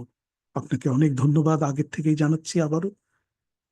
আপনি চমৎকার ভাবে আমাদেরকে ইতিহাস থেকে শুরু করে বিস্তৃতি দিয়েছেন। প্লিজ এবার জাযাকাল্লাহ আপনি খাইর। শুধু আলিয়াটাকে এবার এনে একটা কম্পারেটিভ অ্যানালিসিসের মধ্যে আমরা চলে যাই। আলিয়া মাদ্রাসা আলিয়া মাদ্রাসা আমরা জানি যে 1780 সালে এটা প্রতিষ্ঠিত হয়েছিল এবং এই এর প্রতিষ্ঠা, তত্ত্বাবধান, সিলেবাস প্রণয়ন এবং সবকিছুই এটা ব্রিটিশ শাসন এবং ব্রিটিশদের তত্ত্বাবধানেই হয়েছে। এটা আমরা জানি, এটা অস্বীকার করার কোনো উপায় নেই যে আলিয়া মাদ্রাসার প্রতিষ্ঠাকালীন এবং অন্যান্য বিষয়গুলি এটা দিবালোকের ন্যায় স্পষ্ট। সুতরাং এইখানে যখন আহ উপমহাদেশে যখন ব্রিটিশরা মাদ্রাসা প্রতিষ্ঠা করেছে, তো সেটা ঐতিহাসিক দৃষ্টিকোণ থেকে অবশ্যই, বা আমাদের সাথে তাদের আচরণগত এবং অন্যান্য ধর্মীয় যে বিবাদ, সেটার দিক থেকে যদি আমরা চিন্তা করি যে ব্রিটিশরা মাদ্রাসা করে দিল, সেখান থেকে আমাদের একটা প্রশ্ন উত্থাপন হতেই পারে, যেটা আমাদের বড়রাও অতীতেও প্রশ্ন করেছে এবং সেই প্রশ্ন অমীমাংসিত রয়ে গেছে। এই প্রশ্ন এখন পর্যন্ত আমাদের সামনে, আজ থেকে 200 বছর পূর্বে আমাদের মুসলিম বিশেষজ্ঞরা যা বলেছিলেন অনেকটা আমরা দেখতেও পেরেছি। এটা কোনো হিংসা বা বিদ্বেষের দিক থেকে আমাদের আলোচনা করা উচিত হবে না, আমরা ঐতিহাসিক প্রেক্ষাপটটাই আলোচনা করতে হবে। আলহামদুলিল্লাহ আমরা অনেক পরিবর্তনও দেখতে পেয়েছি, সেটা হলো ভিন্ন বিষয়। যাই হোক, 1780 সালে যে ইয়ারা করেছিলেন, মানে এই মাদ্রাসা, আলিয়া মাদ্রাসা প্রতিষ্ঠা করেছিলেন, এই আলিয়া মাদ্রাসা প্রতিষ্ঠার পরে থেকে যে সিলেবাস গুলো তখন ছিল, তো সেখান থেকে মৌলিকভাবে যে জিনিসগুলো বাদ দেওয়া হয়েছিল সেটা হলো যে এখান থেকে রাষ্ট্র পরিচালনা, তারপরে ম্যানেজমেন্ট, অন্যান্য যে বিষয়গুলো দরকার ছিল রাষ্ট্রের সাথে সম্পর্ক যেগুলো, এগুলোকে কাটছাট করে বা এগুলোকে বাইপাস করে ইসলামের যে মৌলিক বিষয়গুলো প্রাথমিকভাবে যে খুব বেশি খারাপ কিছু ঢুকিয়েছিল তাও না। তো যাই হোক, যে সেই সিলেবাস তৈরি করার পর যেহেতু এই উপমহাদেশের জনমানুষের বা ব্যাপকভাবে মানুষের একটা ক্ষোভ সঞ্চারিত হয়েছিল যে তারা মুসলিমদের যে শিক্ষা ব্যবস্থা ছিল সেটা পরিবর্তন করে তারা তাদের মতো করে এখানে সিলেবাস প্রণয়ন করেছিল। তো এই বিষয়টাও তারা খুব খেয়াল করেছিল এবং অনেক সমালোচকরা এভাবে বলে থাকেন যে ব্রিটিশরা উপমহাদেশের মুসলমানদেরকে কেমন মুসলিম দেখতে চায় ঠিক এইরকম একটা সিলেবাস প্রণয়ন করে তারা সেখানে মেহনত করলেন এবং অর্থাৎ সেই সিলেবাস তৈরি করলেন। ফলে 1780 সালে প্রতিষ্ঠান পরিচালনা করার পর প্রায় 100 বছর পর্যন্ত দীর্ঘ 27 জন প্রিন্সিপাল শুধুমাত্র তারাই নিয়োগ দিলেন এবং সে সকল আমরা জানি যে কেউ মুসলিম নাই, অমুসলিম খ্রিস্টান প্রিন্সিপালরাই পরিচালনা করে যখন দেখলেন যে এটা অনেকে লিখেছেন আর কি, আল্লাহ এমনটা না করেন, যে শেষ পর্যন্ত যখন 27 জন প্রিন্সিপাল যখন আহ, আহ, এইভাবে একের পর এক পরিবর্তন করে 100 বছর পার করতে পারলেন, এরপরে তাদের তৈরি করা এবং তাদের সেখান থেকে ফারেক হওয়ার পরে যারা ওই আলিয়া থেকে ফারেক হলেন, ফারেক হওয়ার পরে যারা প্রস্তুত হয়েছেন সেখান থেকে প্রিন্সিপাল নিয়োগ দেওয়ার মতো যখন হয়েছে তখন তারা দিয়ে সেখান থেকে একজন মুসলিম প্রিন্সিপাল নিয়োগ দিয়ে তারপরে পরবর্তীতে চলমান রেখেছেন। এটা হলো একটা দৃষ্টিভঙ্গি। কিন্তু আমরা দেখেছি বা আমিও নিজে ব্যক্তিগতভাবে দেখেছি, আপনারাও এটা প্রমাণ পাবেন, সেটা হলো যে এই বাংলাদেশেই আলিয়া মাদ্রাসা থেকে পড়েই অনেক বড় বড় আলেম হয়েছে এবং বর্তমানেও বাংলাদেশে বিভিন্ন অঞ্চলে যেমন শর্ষিনা মাদ্রাসা, চরমনাই আলিয়া মাদ্রাসা, এই সকল মাদ্রাসাগুলো থেকে এখন পর্যন্ত, তবে এখন এটা বলতেই হয় যে সে সকল মাদ্রাসাগুলো অবশ্য কওমি মাদ্রাসার পরিচালকেরা এই আলিয়া মাদ্রাসাগুলোকে আলিয়া রেখেই আহ কওমির ফ্লেভার দিয়ে এই সকল মাদ্রাসাগুলো পরিচালনা করে মোটামুটি এখন পর্যন্ত মাদ্রাসা হিসেবে টিকিয়ে রাখতে পেরেছে। আচ্ছা, বাকি আমি আর একটু পেছনে যাই, যে আমাদের বাংলাদেশে যে আমাদের সর্বজন শ্রদ্ধেয় একজন খতিব সাহেব ছিলেন ইয়াতে বাইতুল মোকাররমের খতিব ওবায়দুল হক রহমতুল্লাহ আলাই। আমরা জানি যে তিনিও আলিয়া থেকে ফারেক ছিলেন। বাংলাদেশে অত্যন্ত একজন ইসলামী ব্যক্তিত্ব, লেখক, সম্পাদক তিনি মহিউদ্দিন খান সাহেব, তিনিও আলিয়া থেকে ফারেক ছিলেন। এরকম করে অনেক বড় বড় ব্যক্তির নাম বলা যাবে যারা আলিয়া থেকে পড়াশোনা করেছিলেন। এবং আহ আলিয়া এবং কওমির আজ থেকে প্রায় 100 বছর পূর্বে বা কওমি মাদ্রাসার প্রতিষ্ঠার পর পর্যন্ত আলিয়া মাদ্রাসা এবং কওমি মাদ্রাসার শিক্ষকদেরকে খুব একটা পার্থক্য করা যেত না আলেমদেরকে ইলমি লাইনে। কিন্তু পরবর্তীতে 47-এর পরে যখন আহ যে স্বাধীনতা আসলো, পরিবর্তন শুরু হলো। আমরা জানি যে 47 থেকে 71 পর্যন্ত একটা পরিবর্তন সেখানে হয়েছে। আমি সেদিকে না যাই, 71-এর পরে বাংলাদেশের প্রেক্ষাপটে আমরা আসি। যে বাংলাদেশের প্রেক্ষাপটে আসার পর প্র্যাকটিক্যাল যেটা হয়েছে, আমি আর একাডেমিকে যাই না, যে আলিয়া মাদ্রাসাগুলি ধীরে ধীরে সরকারি হস্তক্ষেপে, যেহেতু এটার একদম গোড়ায় সরকার, তো সেই গোড়ায় যেহেতু সরকার ছিল, স্বাধীনতা দুবার এই এই জনপদে দুবার স্বাধীনতা আসলেও সেই প্রতিষ্ঠানটা সরকারের সাথে কানেক্টেডই ছিল। পরবর্তীতে আমাদের বাংলাদেশের মানুষের এবং এই এলাকার মানুষের চিন্তা ভাবনা, এই এলাকার রাষ্ট্রপ্রধানদের সিদ্ধান্তে পরবর্তীতে এখানে আলিয়া মাদ্রাসাগুলোকে বিভিন্নভাবে আর্থিক সহযোগিতা এবং তাদেরকে এমপিওভুক্ত করে নেওয়া, সরকার থেকে বেতন দেওয়া, এই বিষয়গুলো করে নেয় এবং বাংলাদেশে মাত্র 3টা আলিয়া মাদ্রাসা রয়েছে যেটা সরাসরি সম্পূর্ণ সরকারি। তার মধ্যে আমি যে বগুড়াতে আছি, বগুড়ার মুস্তাফাবি আলিয়া মাদ্রাসা, নওগাঁ নামাজগড় আলিয়া মাদ্রাসা আর ঢাকা আলিয়া মাদ্রাসা। আর আমার জানার বাইরে দু একটা থাকতে পারে, এটা আমার অনেকদিন আগেকার তথ্য, যে এই 3টা মাদ্রাসা সরকারি আর বাকিগুলো অন্যান্য প্রতিষ্ঠান যেভাবে চলে সেইভাবেই সরকারি এমপিও ভুক্তর মাধ্যমে চলে। মেইনলি এখন যে প্রবলেমটা আমরা বর্তমান যে সমস্যাটা দেখতে পাচ্ছি সেটা হলো যে আলিয়া মাদ্রাসা অন্যান্য স্কুল কলেজের মতোই বিলীন হয়ে গেছে একদম, সাংস্কৃতিক দিক থেকে, পড়াশোনার দিক থেকে, সব দিক থেকে। সিলেবাস এখন পর্যন্ত আমি দেখেছি, সিলেবাস যদি অত্যন্ত আধুনিক সিলেবাস বলা চলে তাহলে আলিয়া মাদ্রাসার সিলেবাস বর্তমান পর্যন্ত অত্যন্ত আধুনিক। বর্তমান ওই সিলেবাস ফলো করে যদি সত্যিকার অর্থে যদি শিক্ষার্থী তৈরি করা যায় তাহলে অত্যন্ত দক্ষ এবং যোগ্য আলেম হওয়া সম্ভব। কিন্তু অতীব পরিতাপের বিষয়, 97 সালে আমি দাখিল পরীক্ষা দিয়েছি। আমার সঙ্গে এমন শিক্ষার্থীরা পরীক্ষা দিয়েছে যারা কোরআনুল কারীম তিলাওয়াত করতে পারে না, এবং আলিয়া মাদ্রাসাতে উদারভাবে সরকার একদম ছেড়ে দিয়ে নকল করার সুযোগ দিয়েছে। সেই সময় থেকে 90 সাল থেকে সেই সুযোগগুলো দিয়েছে। সুতরাং মানে কোনো একদম ইবতেদায়ী শ্রেণী থেকে পড়াশোনা না করে শুধুমাত্র দাখিলে রেজিস্ট্রেশন করে যে কোনো জায়গা থেকে এসে তারা পরীক্ষার সুযোগ পায়, এবং কিছুই পারে না, শুধুমাত্র কলম চালাতে পারলেই সামনে বই রেখে লিখে সেই পরীক্ষাগুলো দিয়ে এখান থেকে পাশ করে আসা সম্ভব। এখন কতটুকু পরিবর্তন হয়েছে জানি না। অতীব দুঃখের বিষয় যে আমি বললাম যে এখন পর্যন্ত, সেটা আমি একটা উদাহরণ দিলাম যে আমার সঙ্গে এমন শিক্ষার্থীরা পরীক্ষা দিয়েছে যেখানে যারা কোরআন শরীফ তিলাওয়াত করতে পারে না। আপনি চিন্তা করতে পারেন যে ইবতেদায়ী শ্রেণী, মাধ্যমিক শ্রেণী পাশ করে চলে যাচ্ছে, যেখানে কোরআন শরীফের তিলাওয়াত আছে, তরজমা আছে, ফিক আছে, সেখানে তারা আরবি পড়তে জানে না, রিডিং পড়তে জানে না, কিন্তু তারা পরীক্ষা পাশ করে চলে যাচ্ছে। এবং শিক্ষকরা যেহেতু দেখছে যে আমার যদি শিক্ষার্থী পাস না করে তাহলে আমার বেতন বন্ধ হয়ে যাবে, সুতরাং শিক্ষার্থীরাও সেই সুযোগগুলো করে দিচ্ছে। অনৈতিকতার সয়লাব বয়ে যাচ্ছে আলিয়া মাদ্রাসায়।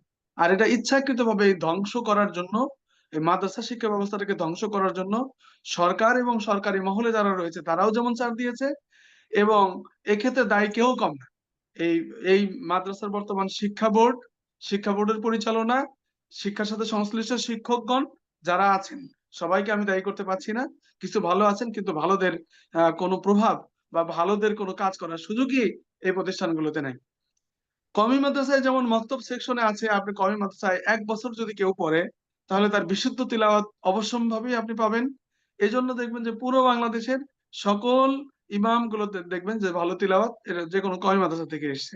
বাংলাদেশের সকল হাফেজ শতকরা 98% কওমি মাদ্রাসা থেকে এসছে।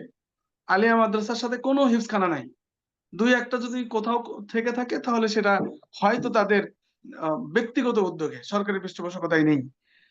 তো আলিয়া মাদ্রাসার সিলেবাস রয়েছে, কিন্তু এনভায়রনমেন্ট হলো সহশিক্ষা, এনভায়রনমেন্ট হলো কোন রকমে নকল করে পাশ করা এবং কোরআনুল কারীম।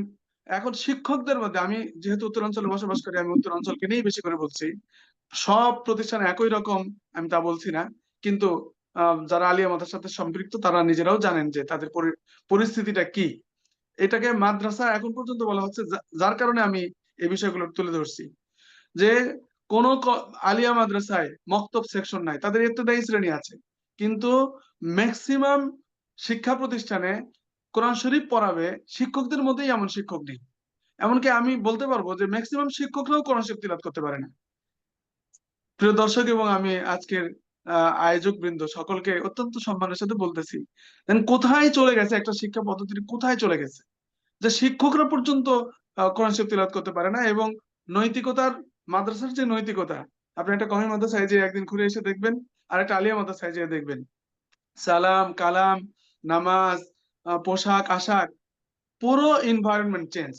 যারা বাংলা লাইনে লেখাপড়া করে তো আলহামদুলিল্লাহ, তারা তো জানে যে আমরা বাংলা লাইনে, জেনারেল লাইনে পড়াশোনা করছি। প্রতিকূল পরিবেশে তারা নিজেরা অনেকটাই দিন শেখে, ইসলাম শেখে। আর যারা অনেক আশা করে পাঠিয়েছিল যে আমার সন্তানকে তো আলিয়া মাদ্রাসায় পাঠিয়েছি, সেখানে যে আরো মানে না দুনিয়া শিখতে পাচ্ছে, আর মানে মাদ্রাসার শিক্ষা যেটা ওটা তো হচ্ছেই না। ফলে পুরো আলিয়া মাদ্রাসার শিক্ষা ব্যবস্থাটা ধ্বংসের একদম দ্বার প্রান্তে দাঁড়িয়ে আছে। আর সেখানেও কিন্তু এই যে কওমি মাদ্রাসার যে সিলেবাস, কোরআনুল কারীমের তরজমা, ফিক, উসুলে ফিক, মান্তিক এবং 6টা হাদিস গ্রন্থ, কওমি মাদ্রাসায় যা বলা হলো প্রায় সবগুলোই আছে। পাশাপাশি তাদের আরো অতিরিক্ত আছে যে স্কুলের যে ইংরেজি, সেই ইংরেজি তাদের আছে, স্কুলের যে ভূগোল, বিজ্ঞান, সেগুলোও তাদের আছে। তো এই হলো আলিয়া মাদ্রাসার বর্তমান অবস্থা। আমি জানি না যে আপনার না, প্রশ্ন মোহতারাম, আমি কতটুকু উত্তর দিতে চমৎকার পেরেছি। হয়েছে, সুন্দর হয়েছে। আপনি মূলত এখানে যেটা দেখিয়েছেন সেটা হচ্ছে যে আলিয়া মাদ্রাসার হয়তো কাগজে কলমে পরিকল্পনা, সিলেবাস, কারিকুলাম অনেক ভালো, কিন্তু ব্যবস্থাপনাগত, এবং যেহেতু এটার সঙ্গে আমাদের রাষ্ট্র এবং সরকার জড়িত, সুতরাং আমাদের যে কমন প্র্যাকটিস এবং কালচার, তার অনেক কিছুই এটাকে কলুষিত করেছে। তো মোহতারাম, আপনাকে আমি একটুখানি বিরতি দিচ্ছি, আপনি একটু বিরতি নেন। আমাদের মোহতারাম সভাপতি যিনি আছেন, আমাদের শ্রদ্ধেয় শিক্ষক ডক্টর মাইমুল হাসান খান, তিনি একটু যোগ করতে চাচ্ছেন, কিছু বলতে চাচ্ছেন। এমনিতেও তার জন্য অনেক দেরি হয়ে গেছে, আমি দুঃখিত স্যার। আমি আসলে ওনার আলোচনায় এতটাই মগ্ন হয়ে গিয়েছিলাম, আমি আমি সরি যে আমি আপনার কথা ভুলেই গিয়েছিলাম। আমাকে মাফ করবেন স্যার। আপনি আপনার বক্তব্য রাখুন। ধন্যবাদ। বিল্লাহি মিনাশ শাইতানির রাজিম। বিসমিল্লাহির রহমানির রহিম। আপনাদের সবাইকে আমার আন্তরিক ধন্যবাদ। আপনারা কষ্ট করে যে প্রয়োজনীয় আলাপ করেছেন তা থেকে আমাদের যাতে মঙ্গল হয় সে প্রার্থনাই মহান আল্লাহর দরবারে। আমরা যে ঐতিহাসিক পরিক্রমায় আমাদের মাদ্রাসা শিক্ষার বিন্যাস সম্পর্কে পর্যালোচনা করেছি, তাতে আমি অবশ্যই কিছুটা উপকৃত হয়েছি।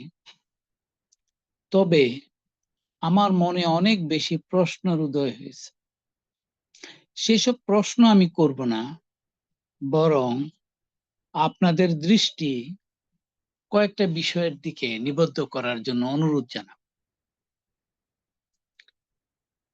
আমাদের মহতারাম শেখ মনোয়ার হোসেন দুঃখ করে বললেন যে পরীক্ষা নকল হয়, মাদ্রাসার শিক্ষকরা কোরআন তেলাওয়াত জানে না, তাদের মাদ্রাসা রক্ষার জন্য সকল অনৈতিক কাজ করে। এইটাকে বিচ্ছিন্নভাবে দেখলে মনে হবে এটা বিরাট গুরুতর অপরাধ, এটার জন্য সকলের চাকরি যাওয়া উচিত, মাদ্রাসাগুলি বন্ধ হয়ে যাওয়া উচিত, ছাত্রদের সার্টিফিকেট দেওয়া বন্ধ হওয়া উচিত। কিন্তু সার্বিক প্রেক্ষাপটে যদি আমি দেখি, তাহলে আমি বলবো মূলত সমগ্র দেশেই এই অবস্থা বিরাজ করতেছে এবং সকল প্রতিষ্ঠানে এটা বিরাজ করতেছে। যে বিশেষায়িত শিক্ষার কথা এখানে আপনারা অত্যন্ত দীর্ঘভাবেই আলাপ করলেন, সেটা ডাক্তারি বিদ্যাই হোক, সেটা ইঞ্জিনিয়ারিং বিদ্যাই হোক বা অন্য যাই হোক, লক্ষ্য করলে দেখবেন কি শিল্পায়ন কি নগরায়ন, এইখানে যে বিশেষায়িত জ্ঞান নিয়ে যারা আছেন এরা অনেক জ্ঞানী বলে নিজেদেরকে দাবি করেন, কিন্তু সমগ্র বিশ্বের শহর ব্যবস্থাপনা, নগর ব্যবস্থাপনা, শিক্ষা ব্যবস্থাপনা এবং শিল্প ব্যবস্থাপনা, বর্জ্য ব্যবস্থাপনা দেখলেই বোঝা যাবে যে এগুলো কোনো বিশেষায়িত জ্ঞানের লোকরা করতে পারে না। তাহলে কি ঘটে গেছে আমাদের সমাজে? আমাদের সকল শিক্ষা ব্যবস্থাতে আসলে কি প্রবেশ করেছে? দুর্বৃত্তায়ন ঘটেছে, দুর্নীতি ঢুকেছে, মিথ্যা কথা ঢুকেছে, মুনাফিকি ঢুকেছে। আমরা যা বলি তা বলার জন্য বলি, যা করি তা লোক দেখানোর জন্য করি। অর্থাৎ ইসলামের সাথে বিশাল বিট্রেল করা হয়েছে। আমি আর যতদূর মনে পড়ে, ইমাম গাজ্জালি বাগদাদের নিজামিয়া মাদ্রাসা ছেড়ে দিয়ে 11-12 বছর সমস্ত দুনিয়া ঘুরে বেড়িয়ে মক্কা মদিনায় দীর্ঘদিন পার করে যখন ফিরে আসেন, তখন তাকে আবার নিজামিয়ার দায়িত্ব নিতে বললে তিনি দায়িত্ব না নিয়ে গ্রামে চলে যান, তার নিজের বাড়িতে, এবং তিনি সেখানেই বিদ্যা শিক্ষা করেন এবং সমস্ত দুনিয়াতে আলোড়ন সৃষ্টিকারী বইপত্র লিখেন।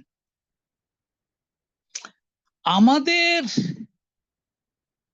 যদি 400 বছর আগে ফিরে যাই আমরা, তাহলে আমরা দেখব যে এইসব শিক্ষা ব্যবস্থা কিছুই ছিল না, কিন্তু আমরা পৃথিবীর টোটাল জিডিপির প্রায় 1/3 এইখান থেকে উৎপাদন করেছি এবং পৃথিবীর শ্রেষ্ঠ শিল্প আমরা আমাদের বস্ত্র শিল্পে, আমাদের রেশম শিল্পে, আমাদের বিভিন্ন শিল্পে আমরা পৃথিবীকে প্রমাণ করতে পেরেছি। এর মূল কারণ যে আমরা শুধু মেধাবী ছিলাম, আমাদের পূর্বপুরুষরা খুব মেধাবী ছিল তা নয়, তারা সৎ ছিলেন, তারা মুনাফেক ছিলেন না, তারা ইমানদারির সঙ্গে কাজ করেছে। এখন যেটা প্রশ্ন আসছে সেটা হচ্ছে কোন জায়গাতেই সঠিক ইমানদারি নাই। এখন এই ইমানদারি ফেরত আনার উপায়টা কি? বারবার আমরা চেষ্টা করতেছি, 47 সালে, 71 সালে, আবার 2024 সালে। এই মাদ্রাসা শিক্ষার অসংখ্য ত্রুটি থাকা সত্ত্বেও মাদ্রাসা ছাত্ররা 2024 সালে যে নেতৃত্ব দিয়েছে, এটা তো বিশেষায়িত প্রশিক্ষণ প্রাপ্ত লোকরা পারে নাই, যারা রাজনীতি করেছে তারা পারে নাই। এরা মাদ্রাসায় থেকে শুধুমাত্র ইমানদারিটা রক্ষা করতে পেরেছে বলে তারা রীতিমতো বিভিন্ন জায়গায় নেতৃত্ব দিয়েছে, তারা শহীদ হয়েছে, এখনো তাদের অনেকে নেতৃত্ব দিচ্ছে। কিন্তু সেই নেতৃত্ব আমাদেরকে কোথায় নিয়ে যাবে সেটা প্রশ্ন। শিক্ষা ব্যবস্থাতে আমূল পরিবর্তন আনার যে পরিকল্পনা সরকারের থাকা উচিত সেটা সরকারের নাই। এখন কওমি জননী হয়ে গেল শেখ হাসিনা, এই যে বিভেদ সৃষ্টি করে ফেললো সকল ক্ষেত্রে, কি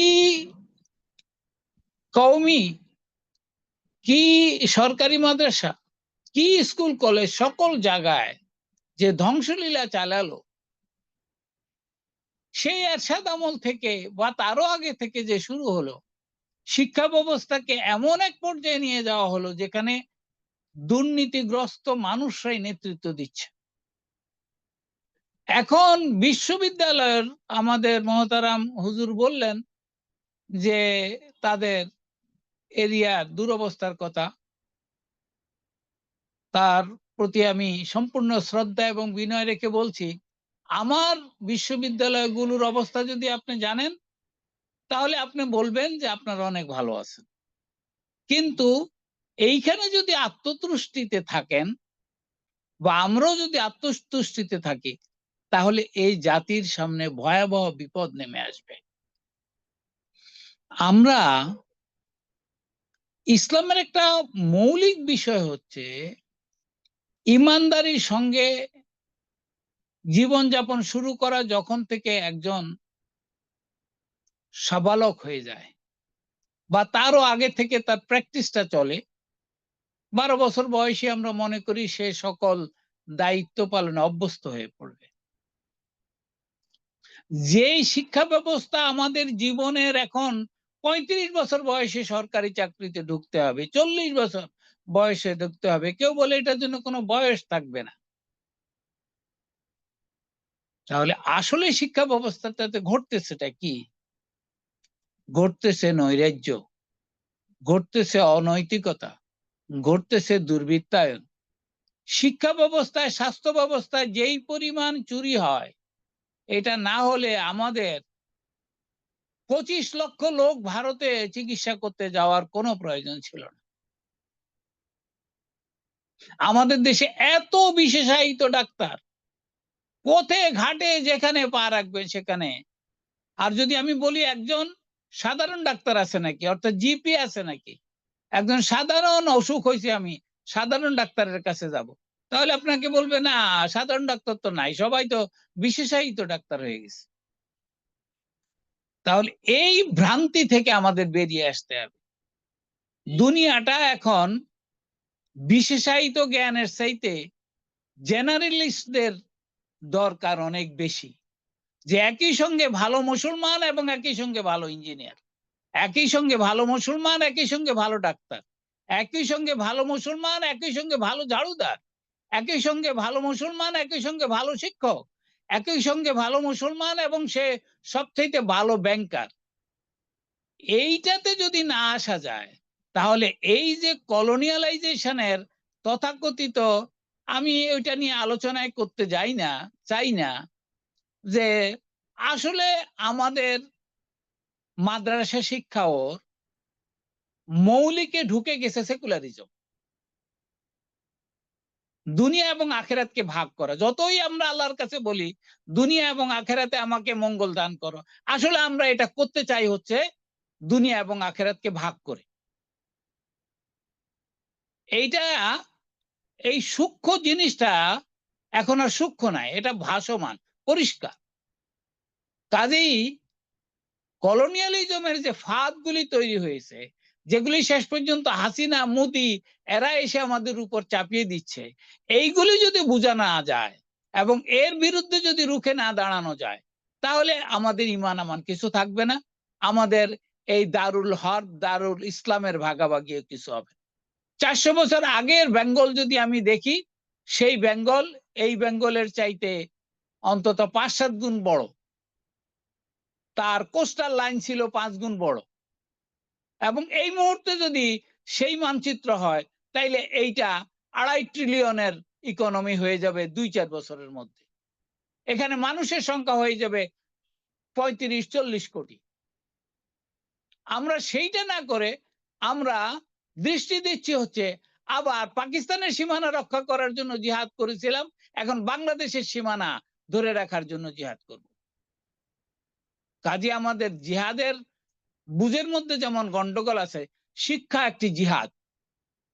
জিহাদ এবং ইজতেহাদ এই দুইটির মৌলিক উৎস এক, এবং এই দুইটাকে যদি সমন্বিত সাধন করা না যায়, তাহলে আসলে ইসলামের নামে শিক্ষাই হোক আর বিশ্ববিদ্যালয়ের নামে শিক্ষাই হোক, সেটার মূল্য যত বড়ই হোক না কেন, তাত্ত্বিকভাবে ওইটা দিয়ে সমাজ, রাষ্ট্র, পরিবার কোনোটাকেই পুনর্গঠন তো দূরের কথা, গঠন করা এবং রক্ষা করা উপায় থাকবে না।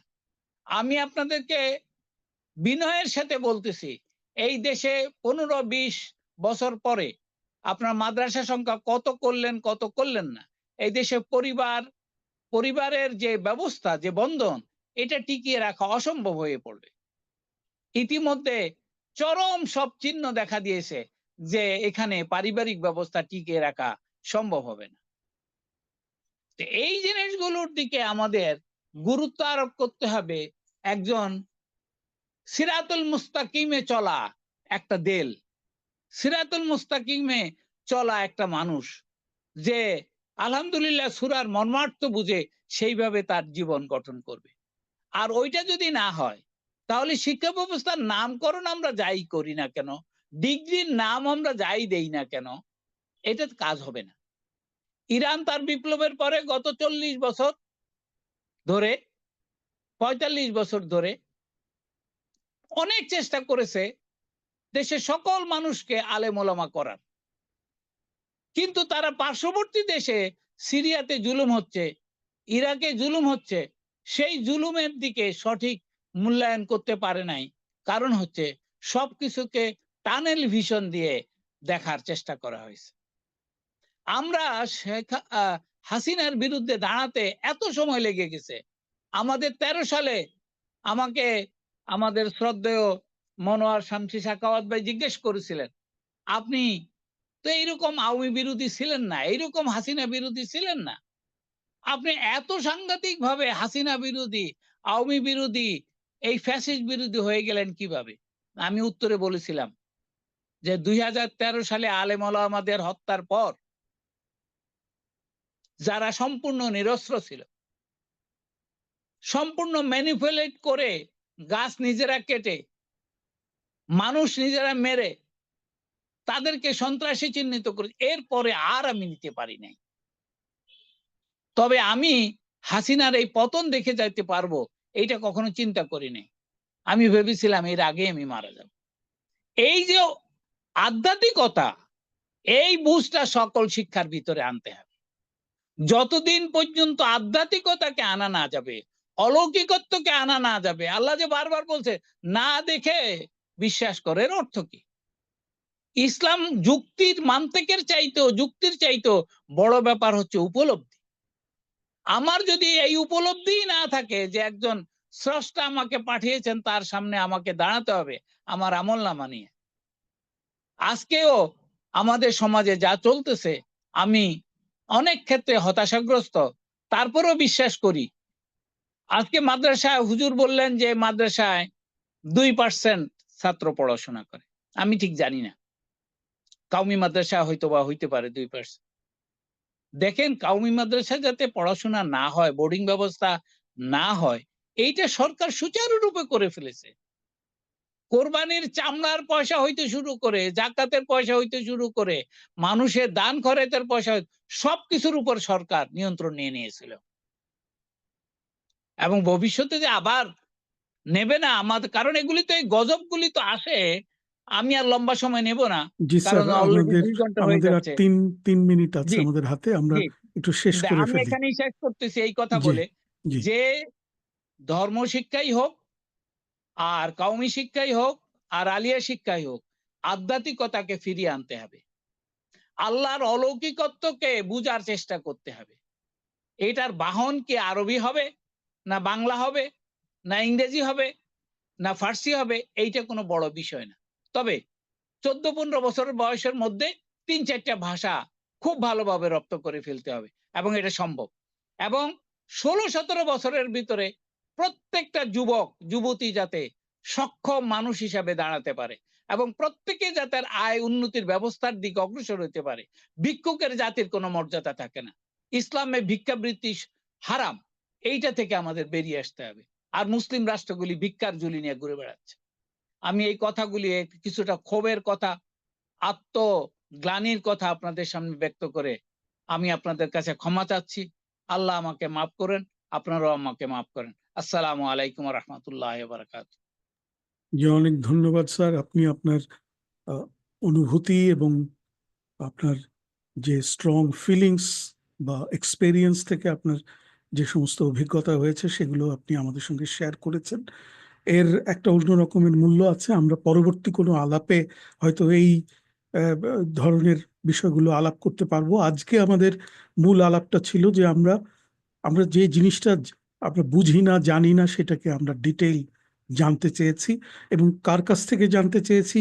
যিনি এই প্রতিষ্ঠানের শিক্ষা গ্রহণ করেছেন এবং এখন এই প্রতিষ্ঠান পরিচালনা করেন, এবং এই প্রতিষ্ঠানের সঙ্গে যিনি জড়িত, দিনের প্রত্যেকটা সময় তার এই প্রতিষ্ঠানের পেছনে কাজে লাগছে, তার মতো একজন লোকের কাছ থেকে আমরা শুনেছি। তো এর চাইতে অথেন্টিক পিকচার আর কি হতে পারে?